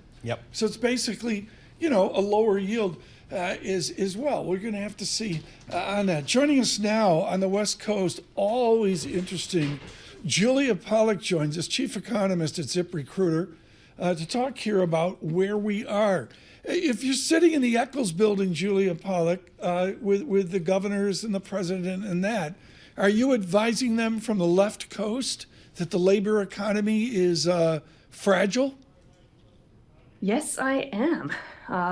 Initial claims today jumped up unexpectedly. That said, it's a wiggly series. I wouldn't read too much into that. But the bigger picture is that unemployment has, the unemployment rate is right back near its series high. There are over 880,000 more unemployed workers now than a year ago, including 440,000 more long-term unemployed workers. So those people have exhausted their unemployment insurance benefits. We're seeing the labor market continue to slow, and those gains remain very heavily concentrated in just 3 sectors. Yeah, Paul, I can't emphasize enough the advantage of talking to people outside 3 zip codes on Manhattan. Like, you talk to people out west, like my family, about rental properties, they're imploding. I mean, there's not like it's not like, New Jersey where everything's up double digit. It's going the other way. This is refreshing from Julia Pollack. So, Julia, when you talk to your clients at ZipRecruiter, what are they telling you about kind of their hiring needs, their labor needs as we kind of think about 2025? Well, we just completed our annual employer survey, and that survey was published yesterday, and it shows renewed optimism for the labor market. We were actually surprised at how bullish employers were on 2025. The vast majority plan to expand hiring. The vast majority plan to raise wages, about 1 in 4 very substantially, with 5% increases or higher planned for the year. And the whole tone was very optimistic. Even when we asked about AI and technological change in their industries, more companies said that the changes were supporting growth and expansion than job cuts. Julia Pollack with us with ZipRecruiter. She's more important than Christine Lagarde. I'm kidding. We're going to monitor the Christine Lagarde headlines coming out of the ECB. And of course, the number one way we do that is off euro. I'm going to say euro is stabilized to 104.98, and we'll look for the Lagarde headlines here in the next hour. But I'm sorry, Paul, Julia Pollack. I mean, exactly. You got to go with her. Got to go. Julia, so as we think about kind of the labor pool out there, are employers finding the people they need? What do they need to do to get the people, to attract and retain the people they need? So employers say they have made huge changes over the past year, and reported turnover rates at the companies surveyed, the 2,000 companies surveyed, fell by 37% over the year. So companies are not struggling as much with recruitment or retention anymore. Everywhere we ask about challenges, far fewer replied that they had them. So it seems as though in a slackening labor market, they are actually finally finding the people they want. Do you have a belief that the real wage will stay positive if you take wage growth and subtract out some measurement of inflation, that we're all going to feel better 12 months from now? Or do we flip to a negative wage growth? So, we had 25 months of negative wage growth when inflation was out of control. Since then, we've had almost as long with positive wage gains. And that said, many people are still lagging behind where they would have been absent the pandemic. But every month that we have positive wage gains like this, more and more people feel like they've caught up. And I think that'll boost confidence and consumption in the year ahead. And I don't think that's going to flip. I think the only thing that erodes wage growth is unusually high inflation. Employers are kind of locked into a 3, 4, 5% annual increase at this point. Hey, Julia, when you talk to your corporate clients, are they thinking about changing any of their back-to-work policies, or is the new norm some form of hybrid that it seems like most of corporate America has kind of fell into, 3 days, 4 days? I don't know. Is that kind of where we are now, or is there going to be any changes, do you think? It's very interesting. Companies are moving in opposite directions. So 31% enhanced their return to office mandates and pulled people back to the office, and 33%, about the same share, expanded remote work opportunities. Wow. So we have companies choosing the strategy that works best for them. Are people making the wage that they thought they were going to make, or are we seeing a good job market, but people are taking lesser wages than what they think they're worth? This is a huge deal at the Keene household right now. So a rising share of workers are dissatisfied with their pay. There Why? are several studies that have showed that recently. Yeah. Well, people got sort of outsized nominal wage increases in 2021 and 2022 in a very tight labor market where employers had to roll out the red carpet for them. And those have since ended. And people now sort of feel the pinch of inflation. People are not happy with their wage gains, even if they're happy with their jobs. We'll leave it on that joyous holiday note. Julia Pollack, thank you so much. Love having her on. Chief economist on the left coast with ZipRecruiter. Just a refreshing look at what's out there right now. I saw some survey of Gen whatever. I don't know Lisa, are you Gen Z?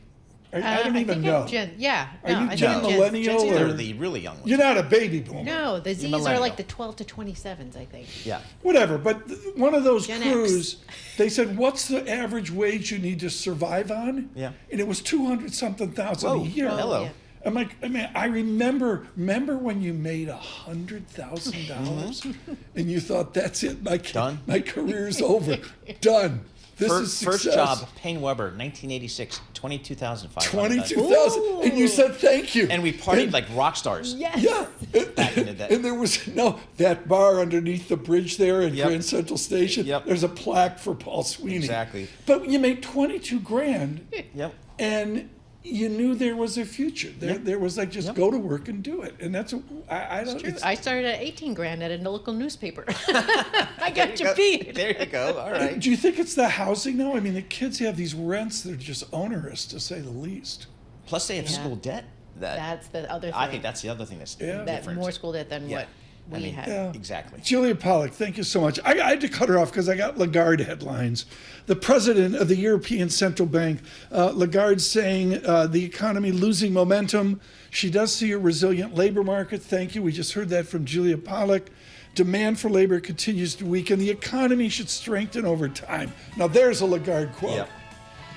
We should play Dave Mason today, shouldn't we? Yeah. Always. Traffic. After Lindsey left Fleetwood, he showed up to play with the band. Right? Yeah. I didn't know that. He's been all over. With one of his big songs. David Mason. He's a little ill right now. We wish him good health. Knowing what I mean. Cities come and cities go. Still I cannot find a place to call a home when there's a woman.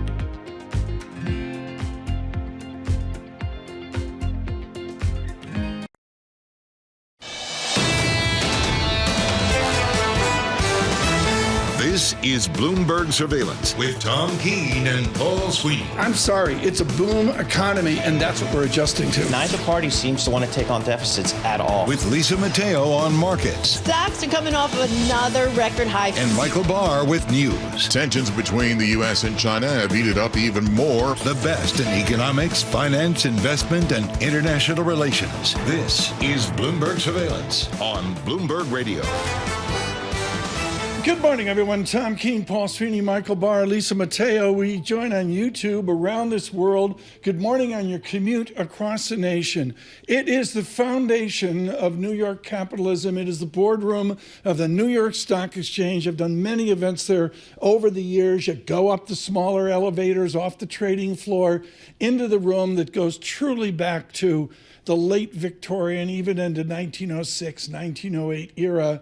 The president-elect of the United States, with, I believe, Mrs. Trump, with him, are standing now near the podium, and behind is that iconic image of the Time Magazine of the Year, Person of the Year, I should say, and it is Donald J. Trump, the president-elect, of course, with an active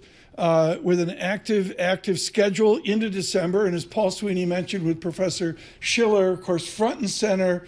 Cabinet selections. Joining the president at the New York Stock Exchange is the vice president-elect, Mr. Vance of Ohio. And yes, now I see Mrs. Trump there as well. They're listening now to music, and we believe we have that image out on YouTube for you. On radio, it is the classic, I don't know, Paul, what is it, 20-foot ceilings, 40-foot exactly. ceilings? It's phenomenal building down the New Long York board Stock table, Exchange. and of course, this is President-elect Donald Trump. He will ring the bell. He'll do that in 28 minutes.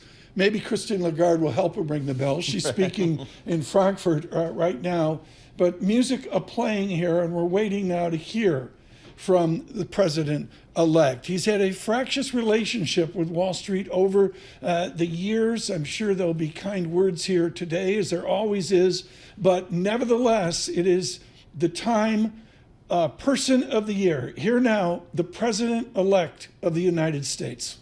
I brought some of our compatriots along with us. They're going to do a beautiful job for you for the next 4 years. And it's really been something very special. And I have to say, Time Magazine getting this honor for the second time, I think I like it better this time, actually. But we did a good job. We had a great first term, despite a lot of turmoil caused unnecessarily. But the media's tamed down a little bit. They're liking us much better now, I think. If they don't, we'll have to just take them on again, and we don't want to do that. But I do want to thank Time Magazine. I've been on the cover many times. I don't know who has the record, but I can only probably talk well about 25% of the covers. 25% are great. The others I just sort of hide. But it's been an honor, and every time it's an honor, I will tell you. And thank you very much for doing it. And thank the whole group at Time. Really very professional people. Thank you very much.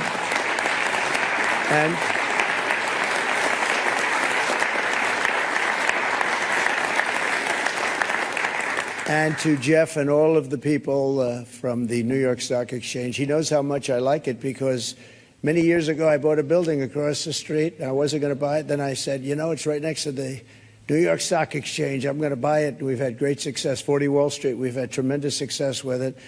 But you've really had success with the New York Stock Exchange. It's an incredible group of people. And, Jeff, you have done an incredible job, you and your group. And what a beautiful speech you made. Thank you very much. That was some introduction of all of us.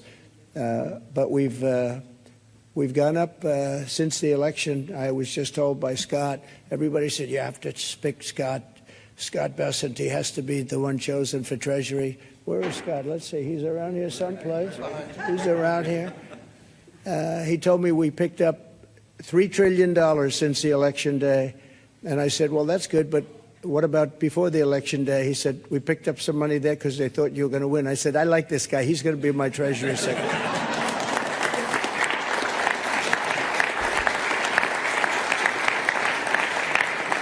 But it's true. I think we're going to have a tremendous run. We have to straighten out some problems, some big problems in the world. When we left, we didn't have any of these problems. We didn't have Russia with Ukraine. We didn't have Israel October 7th. We didn't have the Afghanistan disaster. We didn't have inflation. We had no inflation. And we had a very strong economy. and we're going to do that again. But I think we're going to even up it because now we have experience that we didn't have. Now I know everybody. You know, when I first came in, we came down, Melania and I, a great first lady, who's very popular, by the way. She rang in. She rang in the bell. She rang in the bell. But we came down and we're driving down Pennsylvania Avenue, and it was so beautiful. I said, you know, I've never done this before. I didn't know anybody. I got to the Oval Office, and I'm picking all these big positions, and I didn't really know the people in Washington, but boy, did I get to learn fast. And now we do, and I think we have an incredible staff behind me and others that aren't here. And we're going to do a fantastic job. We're going to create the incentive theory again. In fact, I just announced yesterday, I didn't announce it for this reason, but anybody investing $1 billion or more gets a very expedited approval process because, you know, the approvals, when people come into the country, it takes them, in many cases, 14, 15, 16 years to get the approval. We have Lee is around here someplace. He's in charge of the environment, and that's Lee Zeldin, who ran an incredible race for governor in New York, was a very, very successful guy before that. He was a great congressman, and he's a fantastic lawyer. He's in charge of environmental, and we'll try and push him as much as possible to get those permits very quickly. Like a nuclear power plant, I would say a week would be enough time. What do you think? Is that okay? We're going to get fast approvals, and it's great that we have Lee and all of the people behind. They're all stars in their own way. But it is an honor, and this is a double because usually they don't coordinate the Man of the Year or the Person of the Year with the ringing of the bell. And brilliantly, you picked them both at the same time, and you were all friends, and you said, let's do it. And it takes one trip. It doesn't take two trips. That's okay. We like to save. We like to be able to do it properly. But this is a special group. So many friends in the audience, too. John, great job you've done at ABC. I'm really proud of you, and you've been so nice to me. Otherwise, I wouldn't actually acknowledge you at all. But you have been. That really is. It's a terrific job you've done. But again, I want to thank you. We're going down to ring the bell now, and I could just say that the economy, I believe, is going to be very strong. We do have to solve some problems. We have wars going on that we didn't have. We have a lot of things happening that we didn't have that would have never happened. They would have never happened, but now they have happened. And I want to get them solved. We have to get them solved because ultimately the power of weaponry today is the biggest threat we have, in my opinion. It's not some of the other things that you read about. It's the power of weaponry. The weapons are so powerful, so devastating. And I rebuilt our military. I got to know every one of them, including nuclear weapons. I hated to do it. Actually, I hated to do it. But we did some nuclear weapons that are so devastating and almost makes you very sad as you get them and as they come online. It makes you very sad because you know what the purpose of them is, and you just hope to God that you never have to use them. Because if you do, the world will never be the same. So we have to be very, very smart. We have to be very sharp. We have to be very special to do a job. And I think we'll get it done. And I think we're going to get a lot of people in the room. We've seen it. We were in France where President Macron did a fantastic job with the cathedral, an absolutely fantastic job of Notre Dame. And it was beautiful. The opening was the opening, and I just got back, and it was something really beautiful. And a lot of world leaders there. We had about 80 world leaders, different countries, and they were all coming together. They all wanted to meet us and meet me as representative of the U.S., and there was a lot of goodwill. But we're going to get some really tremendous goodwill. I was even thinking about inviting certain people to the inauguration, and some people said, wow, that's a little risky, isn't it? And I said, maybe it is. We'll see. We'll see what happens. But we like to take little chances, but that's not a bad chance. Here's a gentleman that's going to do a great job at HUD. Good luck, my friend, right? He's going to be a star. He's been my friend for a long time. It's nice to see you. I haven't shaken his hand yet. Come on. Congratulations. Thanks. Really, you're going to be great. And Ben Carson is your biggest fan in the world. You know that. Ben has been with us for a long time and he's done a fantastic job. Thank you. Good. So, ladies and gentlemen, go on. We're going to put it straight. We're going to give tremendous incentive like no other country has. We're cutting your taxes. We're going to cut them very substantially. We got them down to 21% from probably 42 or 44%, depending on where you are, and we got them down to 21. Everyone said that was a miracle. Now we're getting them down to 15, but only if you make your product here. Otherwise, you pay 21, which is not bad. It's in the middle of the pack, but 15 brings you down to among the lower. And for those that are running the big companies, those great, big, beautiful companies, nobody's going to be leaving us. You're going to be coming back. You're going to be bringing it back to the United States. We are incentivizing everybody to come back to the United States. We want you back here. Car manufacturers, everybody. And we have one product that nobody has really to the extent that we do. It's called oil and gas. There is no country in the world that has more. We're number one. I brought it to number one during my first term in terms of production. We're going to be number one plus. We'll do numbers that nobody will really see before. And when that happens, prices are going to start coming down because people can't afford their groceries, and they're going to be affording their groceries very soon. I tell the story about a woman an old woman, no money, went to a grocery store, had 3 apples. She put them down on the counter, and she looked, and she saw the price, and she said, "Would you excuse me?" And she walked one of the apples back to the refrigerator and came back to pay for the 2 apples. And she left with 2 apples. And the woman at the counter said that was so sad. And when I heard about the story, I said that should never happen in America. And it's not going to happen in America. We're going to do it right. And we're going to take care of our people. And we're going to do things that nobody ever thought even were possible. But we're going to have an economy the likes of which nobody's ever seen before, and everybody's coming back to America. I saw that the other day at the cathedral. They're all saying, we want to come back, we want to come back. And with a couple of changes done by Howard and Scott and some of the great people up here with me, we're going to bring them all back. They're all coming back. So thank you very much. This is a great honor, and ringing the bell will be fantastic. And go out and get them. We're with you all the way. Thank you very much. Thank you. The President-elect of the United States, Donald Trump, and for those of you on radio, in the boardroom, up a number of floors at the New York Stock Exchange. Hey, let's see now. I think is he continuing to do? No, I think he's walking away right now. Okay, with the assembled behind him, including Mr. Kennedy and Mr. Bessent, the Secretary of Treasury, and of course the First Lady-elect as well. He will descend the elevator to that lovely podium up there. What a moment there to have Charlie Pellet and Ken Pruitt. Oh, wow. Okay. Opening bell. A tear in my eye. You're right. Very Charlie was there. Stand clear of the opening bell was what we heard from Charlie Pellet. But the President-elect will ring the bell here at the New York Stock Exchange. We welcome all of you worldwide. Patiently waiting is someone that the President-elect would read, and that is Brian Belsky of the Bank of Montreal, BMO, because Brian Belsky has said you need to invest in America, you need to be long this economic enterprise, and he joins us now patiently waiting. Brian, to give you as much time as we can, just give us the overview of extending into a third year of this great bull market. How do we get there? Well, thanks so much for having us, Tommy. It's always a pleasure, and good morning, Bloomberg. We've been bullish consistently, and in print, which is different than a lot of people just out there spouting it. We've been in print and published research reports bullish since 2008, and we kind of segued the call in 2010 to say we're entering a 20 to 25 year secular bull market. We continue to firmly believe that. I think many people are on board, quite frankly, Tom, that we're entering a third year of a cyclical bull market, but nobody we talk to believes in the secular bull.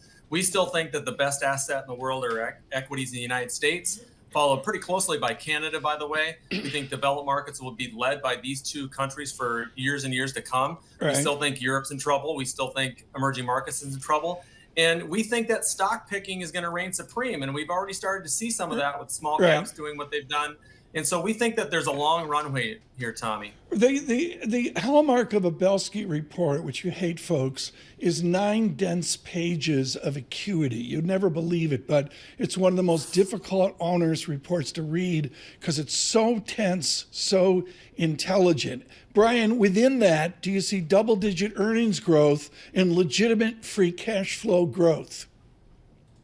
We do. And one of the things that, quite frankly, drives us crazy is everyone talking about this momentum investing. But if you go back to 1990 in the U.S. stock market and you look at rolling returns, the best 5 factors, which everybody wants to talk about factors, are fundamental. Number one's low price, but the rest of them are price to free cash flow, enterprise value to EBITDA, earnings growth increasing over the next 3 months. So I think we're returning to that slowly, which again favors amazing assets here in the United States. And that's why we're overweight technology, financials, and consumer discretionary, and a little bit in the communication services area, especially considering those are the growth areas. But really, from a consistency of growth basis, Tommy, they're the most consistent growers. Hey, Brian, we just heard President-elect Trump speaking at the New York Stock Exchange, I guess one could call it the global bastion of, kind of global Wall Street here. Talk to us about financials. You just mentioned financials here. A lot of folks feel like financials will benefit from this new administration. How do you think about that group? We do.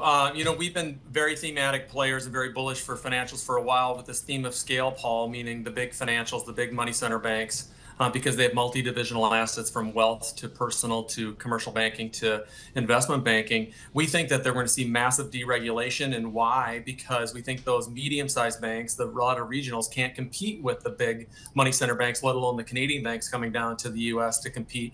So we think the theme of the really big consolidation in the really small. We're going back to relationship banking. That's why we like a stock like Glacier Bancorp in Montana, quite frankly, because that's all built on very strong balance sheet, very strong cash flow, and very strong relationships, Paul. So we're long financials. We love it. And then given where we are in the yield curve too, that's going to be very, very positive for the banks. How about the big technology companies there, Brian? They've had just such a run, and a lot of folks feel like the market can't really move higher unless we have tech leading the way. Are you in that camp? Well, he came in before the hour with Dave Mason. We just disagree. Let's just say that from 1977. And I'm a Gen Xer, so I remember that on the radio. We're overweight tech. And I think the best thing to do with tech is you've got 5 or 6 techs that are tech companies or communication services companies that are the consumer staples type tech. Whether or not it's Apple or Microsoft or Netflix or Google. We think you maintain positions there, Paul, but you really want to build where your alpha, where your high Sharpe ratio, risk-adjusted returns are going to come from, is going to be in the Oracles, the Palantirs, the AMDs, the Qualcomms, the Salesforce. That's where you're going to see the most alpha, and you're moving down a little bit of market cap. But we think technology has a long runway. There's a bubble is not near. There's no bubble anytime soon. You got a lot of people out there talking about a bubble. You can't have a bubble, Paul and Tommy, until everybody's making money, and everybody's not making money in AI because we have no banking cycle, no IPOs, no consolidation. And so I think that's one of the key metrics. Brian, out on YouTube, somebody just said, can we have Belsky on 5 days a week? Go away. Brian Belsky, thank you so much at BMO Capital Market. We protect the copyright of all of our guests. Look for the Belsky research along with Ian Lingen, among others, at BMO. Strong, strong, strong, to say the least. Lagarde in her press conference, this is sort of inside baseball. ECB didn't discuss the neutral rate this week. She sees a loss of momentum. Right now, a Bloomberg Business Flash is Lisa Mateo. And this features report sponsored by IBKR. Markets never sleep, and neither does Interactive Brokers. Discover opportunities with CME Group futures across equity indices, interest rates, FX, energy, and more. Access CME futures around the clock at Interactive Brokers. All right, we've still got futures pointing to a lower open, signs of still elevated inflation pressures. Thoughts of the Fed rate pause in early 2025. Well, they're keeping investors on edge. The ECB kind of set the stage for it after it met expectations for a quarter-point interest rate cut. We have NASDAQ futures down 0.5%, 119 points. Dow futures down 0.1%, 58 points. S&P futures down 0.2%, or 16 points. Finally, the 2-year yield, 4.15%. That's little change. The yield on the 10-year, 4.28%, and that is up 1 basis point. For on-demand news 24 hours a day, subscribe to Bloomberg News Now, wherever you get your podcasts. I'm Lisa Mateo. That's a Bloomberg Business Flash. Paul on top. Lisa, thanks so much. Across this nation on your morning commute on Apple CarPlay, Android Auto, good morning in Washington, 99.1 FM. We just heard from the President-elect of the United States at the New York Stock Exchange. He is in transit. I've done it. 3, 4, 5. The elevator was built in like 1925. You fit like 3 people in it. You get 3 people in it, and it's got the little door, and good luck with that. The president, probably President-elect, you can probably get him and one Secret Service guy in the elevator, and that's it. Down they go, and he will ring the bell here in about 10 minutes. We'll bring you that pageantry, as they say. Speaking of pageantry, onto the bond market, where the gentleman from Strategas is focused on the debt and or deficit. I guess. Well. I mean, Tom Sasoris joins us. He's fixed income research at Strategas Securities. Tom, I mean, as we think about this new administration, we think about maybe lower taxes, maybe some tariffs, maybe a little bit of inflation in the marketplace. From a fixed income perspective, how did you guys adjust your outlook after the election, if at all? And the answer is not at all. Okay. Because, first of all, for 2025, the outlook was going to be the same whether it was Harris or Trump in the White House, because spending is already set.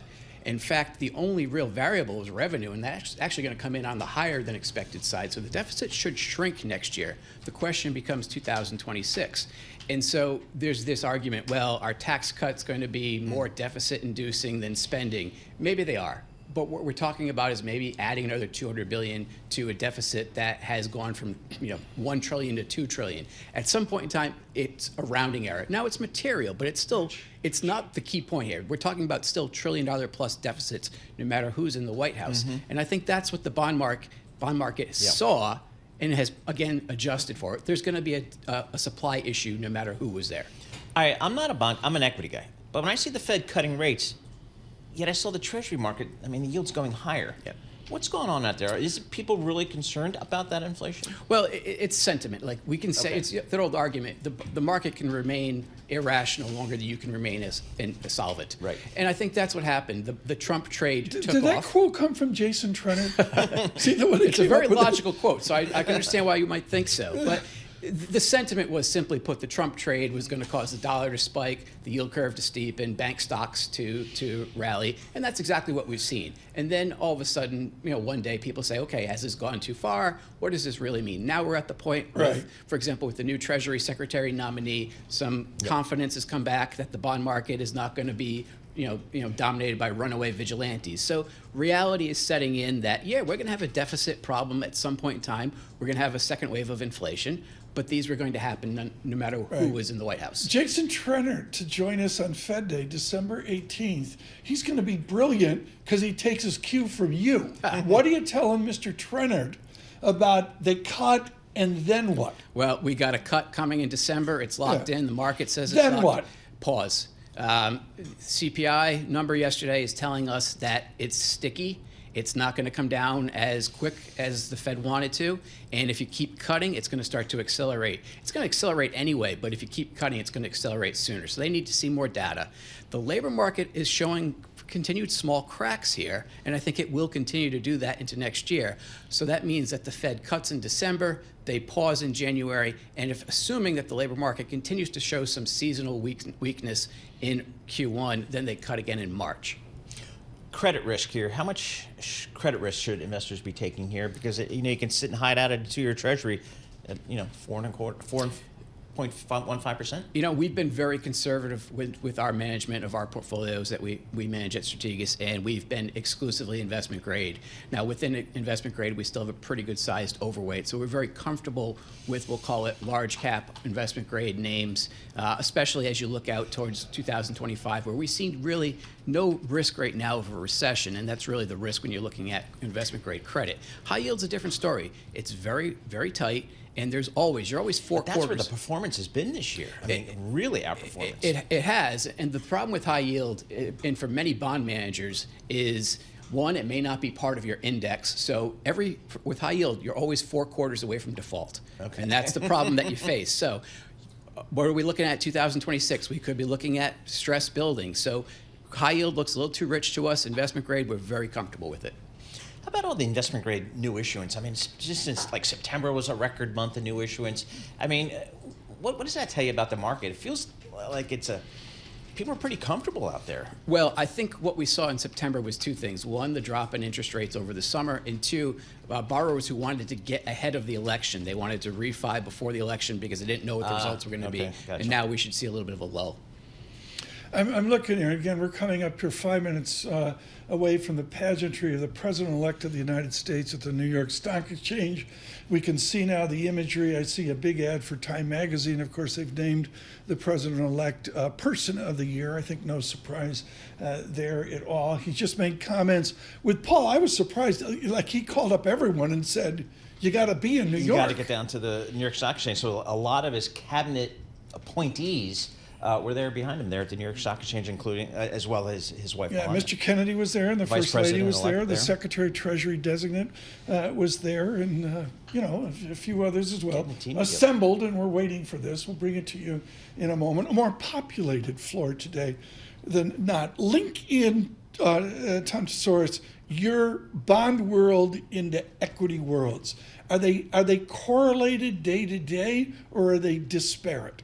I think they're correlated day to day, especially when you see, let's just focus on 10-year treasuries getting up to that 4.5% level. You can kind of make an argument that every basis point above 4.5% starts to put downward pressure on equities just from the multiple impact. So there's a correlation, but where the levels we're at right now with yields, there's not as much correlation as you might expect.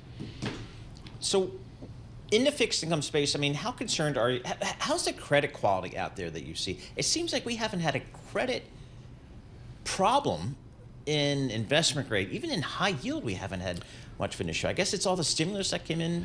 That's a substantial part of it, is that we've got a great deal of stimulus. We also have a lot of earnings growth, and that certainly helps, particularly for the investment grade space. But I would say you kind of just got to put things in context. The last 3 recessions have been particularly horrific for investment grade, and that kind of has formed our foundation of what we expect. But that shouldn't be the expectation. Corporate fraud, financial crisis, pandemic, those are not the norms. The normal recession doesn't see a lot of pain in investment grade. Are there some sectors maybe in investment grade fixed income that you guys like right now? Well, it follows along with our views on the equity markets as well. But there are some sectors that are trading cheap in equities and fixed income, for example, materials that we would like. And we also like financials, we like energy, we like industrials. So it follows along a lot with our equity outlook. Tom, thank you so much. Tom, stay with us, please, and watch the pageantry here as we look to the president-elect. Some applause at the New York Stock Exchange right now as we are 3 minutes away from the opening bell, waiting for an image of the bell. The bell goes back to 1870. Does it? Ken Pruitt rang, the first year or two. He rang the first bell as well. Now the imagery there, this is, of course, Time Magazine with their Person of the Year, and it is the president-elect assembled with family members, including the First Lady, and the Vice President-elect as well. Mr. Vance is there this morning, and 1, 2, 3, 4, 5, 7 or 8. It's not a packed balcony, I would say. Not family that members. packed, but nevertheless, there it is. And the symbolism here of this linkage between Main Street and Wall Street has been a fractured relationship, and it's something that the president addressed here in his comments. Paul, your thoughts at this moment? Well, I think I guess we all kind of first came to know Donald Trump through his New York persona and his real estate business. Persona, I think captures it with the again, apprentice. Those of us that have been in New York for a long time, I mean, we've kind of known Donald Trump for a long time, first as a real estate person, then as his television show, and now, of course, in politics. And lots of controversy, to say the least. He mentioned 30 Wall Street in his comments earlier. Yep, in the absolutely. boardroom. But he's been a fixture of New York City and the New York City finance and real estate for many years, decades, actually. To sort of see him at the New York Stock Exchange kind of brings it all full circle for those of us in New York. The backdrop of this, and my theme into the end of the year, is the great bull market. I take it back to Christmas Eve of 2018. Ben Laidler was just brilliant at the time at HSBC of just saying, get on board. You just heard Brian Belsky with a structural call on a bull market versus a cyclical call as well. And of course, the bears and those cautious have been pushed aside. There's no question that the president-elect cares, like maybe Alan Greenspan, about the spirit of the market. We're into the countdown now. Within 1 minute of this historic bell, and then Lisa Mateo will bring you the market update. We go in with futures at -12 and the VIX nicely. It's a president-elect Trump VIX. Yep. That's what we've got this morning, 13.60.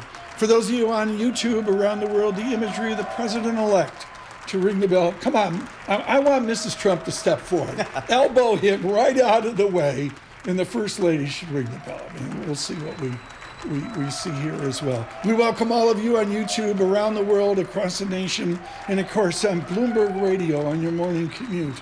as well. And now let us tune in and consider the president-elect and the opening bell.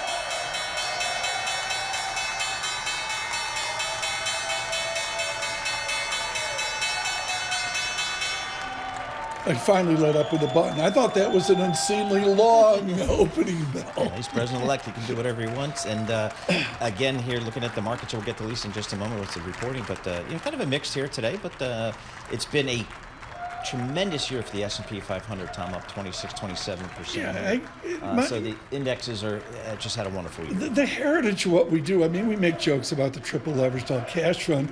Tom Tesaurus is in that with Strategas, but we don't give our opinion here, but to Gina Martin Adams, that's our most important conversation of the day. Yeah. On earnings growth, on free cash flow growth, she's modeling out a consensus 12%, and she says the market's modeling out a much higher statistic than that. And I think that's going to be the story in 2025 for whatever equity performance we get, Tom.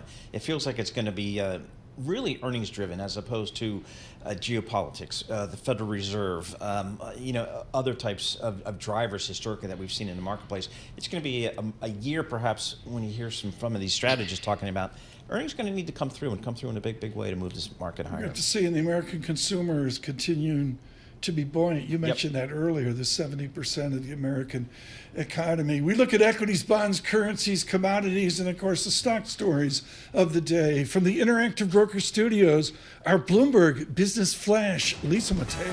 Yes, and this opening bell report brought to you by JP Morgan Asset Management. Stay informed on today's fastest growing investment vehicle with a new guide to ETFs. Visit jpmorgan.com/ETF insights to learn more. All right, let's get right to the market. So the S&P 500 down about 0.1%, 11 points at 6,072. The Dow, little change, down 6 points, 44,151. And the Nasdaq down about 0.3%, 78 points at 19,952. We have the 2-year yield 4.15%. That's little change, and the yield on the 10-year 4.28%, and that's up about 1 basis point. We have the Bloomberg Dollar Spot Index. That's little change with the Japanese yen 0.1% higher. The euro is down about 0.1%. We have the British pound down 0.3%, and Bitcoin over 101,000. Have to check in with shares of DJT. That is down about 1%. We also have shares of Adobe, we've been talking about all morning long, down about 10%. That is your Bloomberg opening bell report. Tom and Paul. Lisa, thanks so much. I have been remiss, and this is my fault, in that basically, Paul, my sophisticated analysis of international investment is where's the dollar? It's about as far as it goes. Right. And I believe I'm looking at the Bloomberg terminal and I'm seeing resilient dollar. Lagarde, I don't know if she's still speaking, 104.83 right now. On a weaker euro, DXY's popping 106.7. It's a resilient dollar. It is. Someone that really looks at this is David Sammer, of course, with Artisan Partners for years at Harris, and we're thrilled that David could join us this morning. David, is MSCI, EIEIO, is there value in the international, or is it a classic value trap? Well, there definitely is value. If you think about it on a relative basis, there is certainly value because you have much higher multiples on very, very similar companies in the United States than you have on companies that are listed outside the United States. Again, in very, very similar businesses. And you've seen a little bit of a trend of companies that are listed in places like London that are moving their listings, and there's actually activist activity to push companies to move their listing to the United States, and they immediately, because of the difference in liquidity, get a bump in their valuation. There's no change in the fundamental aspects of the business, but the valuations bump up very simply because companies in the United States are carrying much higher valuations than companies outside the United States. David, so there is value there. It's just not recognized because of the difference in liquidity flows. So how do you adjust for that, David? So when you think about, when you talk to clients about investing outside of the U.S., where do you see the best opportunities these days? Well, what we see is actually an aggregate representation of better values relative to investing in the United States. I'm not saying that there's any serious degree of undervaluation that exists outside the United States, but when you look at the multiples on a relative basis on like-for-like businesses, you are getting a better deal than you're getting in the United States. And so if reversion to the mean works over time, then you will get better returns and higher expected returns outside the United States and inside the United States. And again, that's on a like-for-like asset, right? One of the charming things you do is you talk about individual securities within your published research. Give us an example of an individual big cap stock internationally that has American oomph characteristics. Well, let's just talk about Alibaba. I know it exists in a country that is currently going through an economic downturn, but it is, the largest e-commerce player in China. It does have a competitive dynamic, just like Amazon competes with Walmart and Target and other e-commerce players. But the valuation is at 8 times earnings, and the company doesn't have any financial risk. And in fact, it's growing. It's growing its revenue and it's growing its profit base. It just very simply resides in a country that happens at this point to be going through an economic downturn. That's a very, very good and perhaps very dramatic example of some of the differences. But you have, cement companies in the United States trading at 25 times earnings and in Europe trading at 8 times earnings. In fact, we own a company called Wholesome. It's listed in Switzerland that's actually breaking itself into 2 pieces. It's North American operations, which is likely to get a 25 plus times earnings multiple, and then it will have its European operation that will probably trade at 8 or 9 times earnings. The differences are dramatic. David, I believe your portfolio's largest holding is Arch Capital. What is Arch Capital and what's the call there? Arch Capital is a Bermuda-based property casualty insurance company that, believe it or not, we have owned for 20 years. And we've watched book value compound from $1 billion to $20 billion. And what that represents is a fantastic management team, a fantastic corporate structure, and an ongoing ability to navigate what is a very fragmented and complex industry. They are just very good at generating high returns in a complicated industry.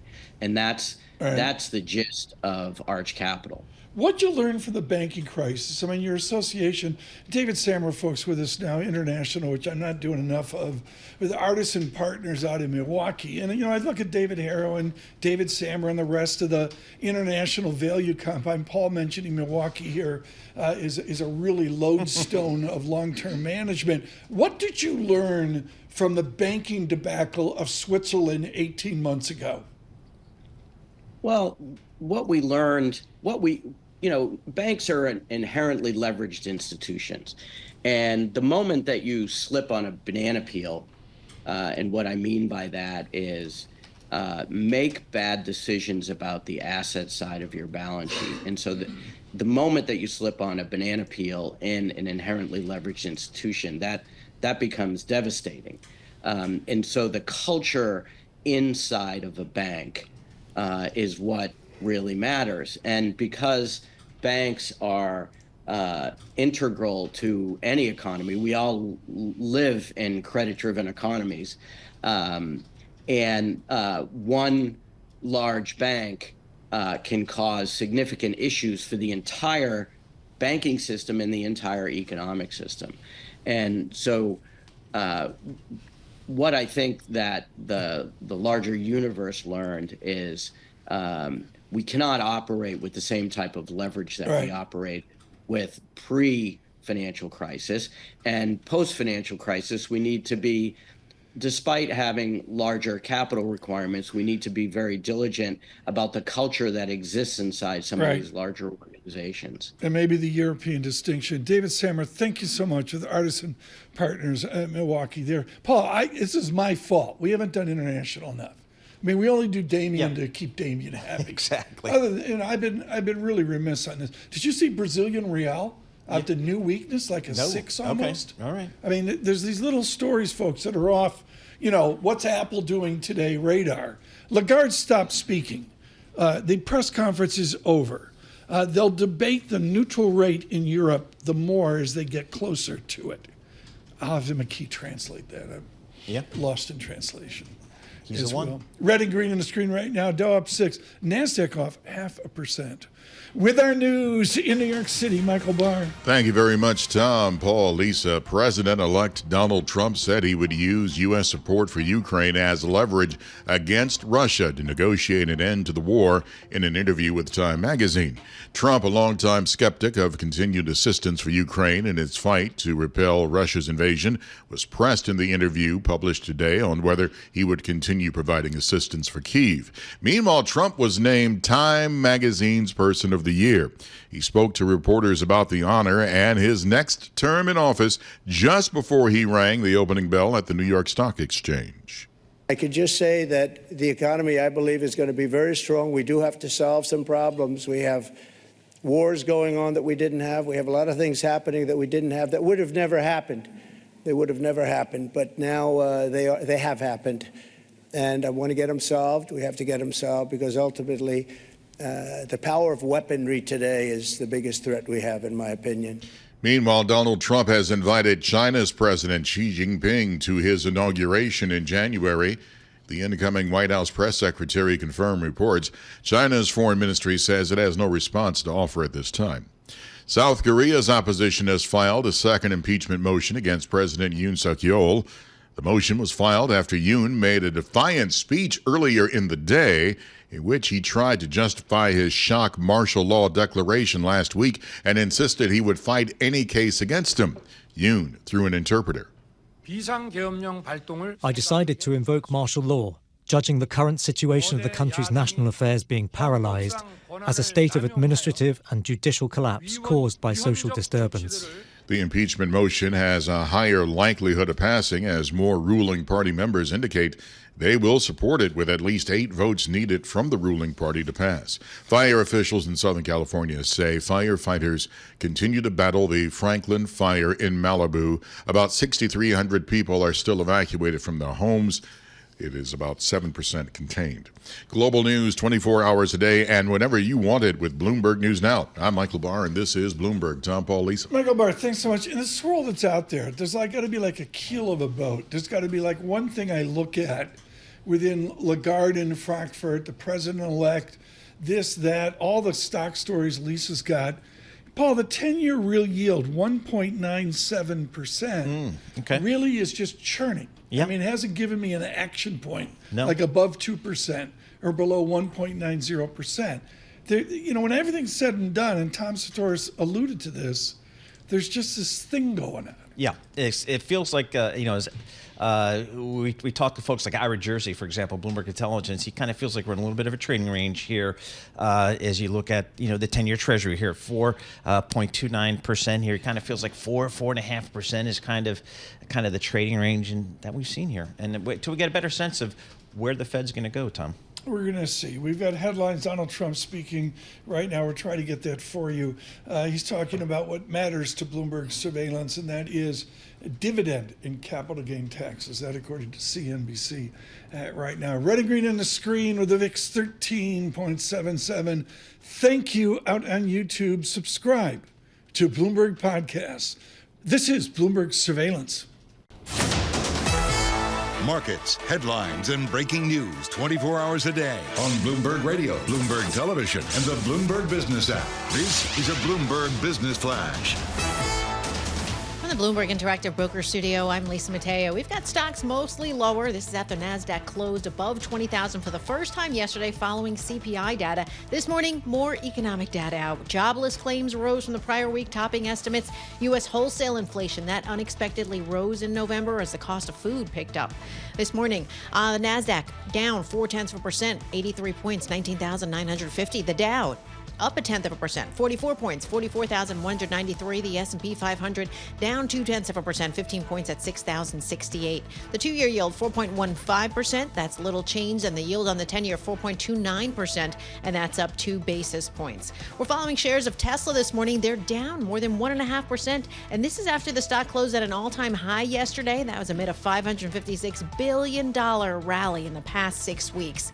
And finally, shares of Warner Brothers Discovery, they're up 10%. Said it's restructuring into 2 operating divisions. One's going to be focused on the legacy cable TV business, the other on streaming and studios. And experts telling the Journal it could set the company up for some deal making down the road. That's why those shares are higher.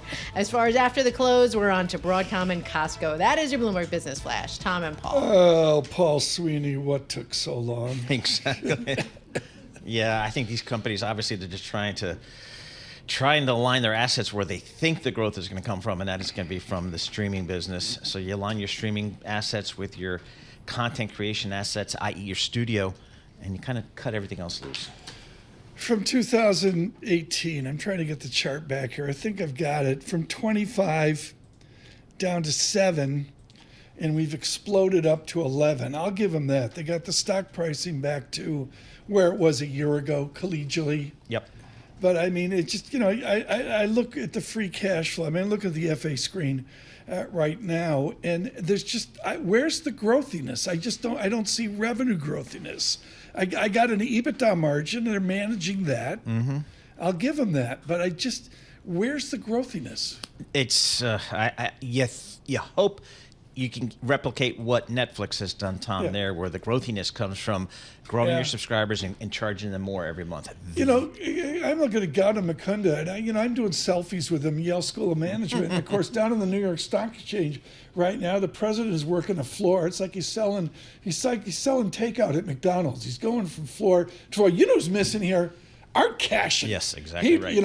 Art Cashin would, he'd say like, Mr. Trump, would you like a selfie with me? Yeah, and exactly Mr. right. Trump would be honored. Absolutely. The late Art Cashin missed at the New York Stock Exchange. The president-elect ringing the bell, and of course comments made a half hour ago with the Secretary Treasury designate assembled as well. We get perspective on that event and the event forward known as the second term of President Trump from Gautam Mukunda, professor at Yale School of Management. Is this going to script? Do you feel like this is...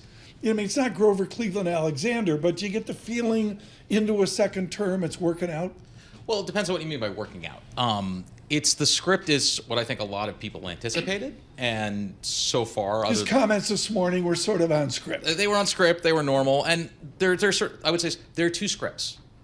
There's the public script, the I'm going to be a relatively normal mainstream Republican script, and there's going to make some big changes. And then there's the other script, which is Pete Hegseth, Kash Patel, people like that, Steve Bannon and Steve Miller returning to positions of power. That's the other script.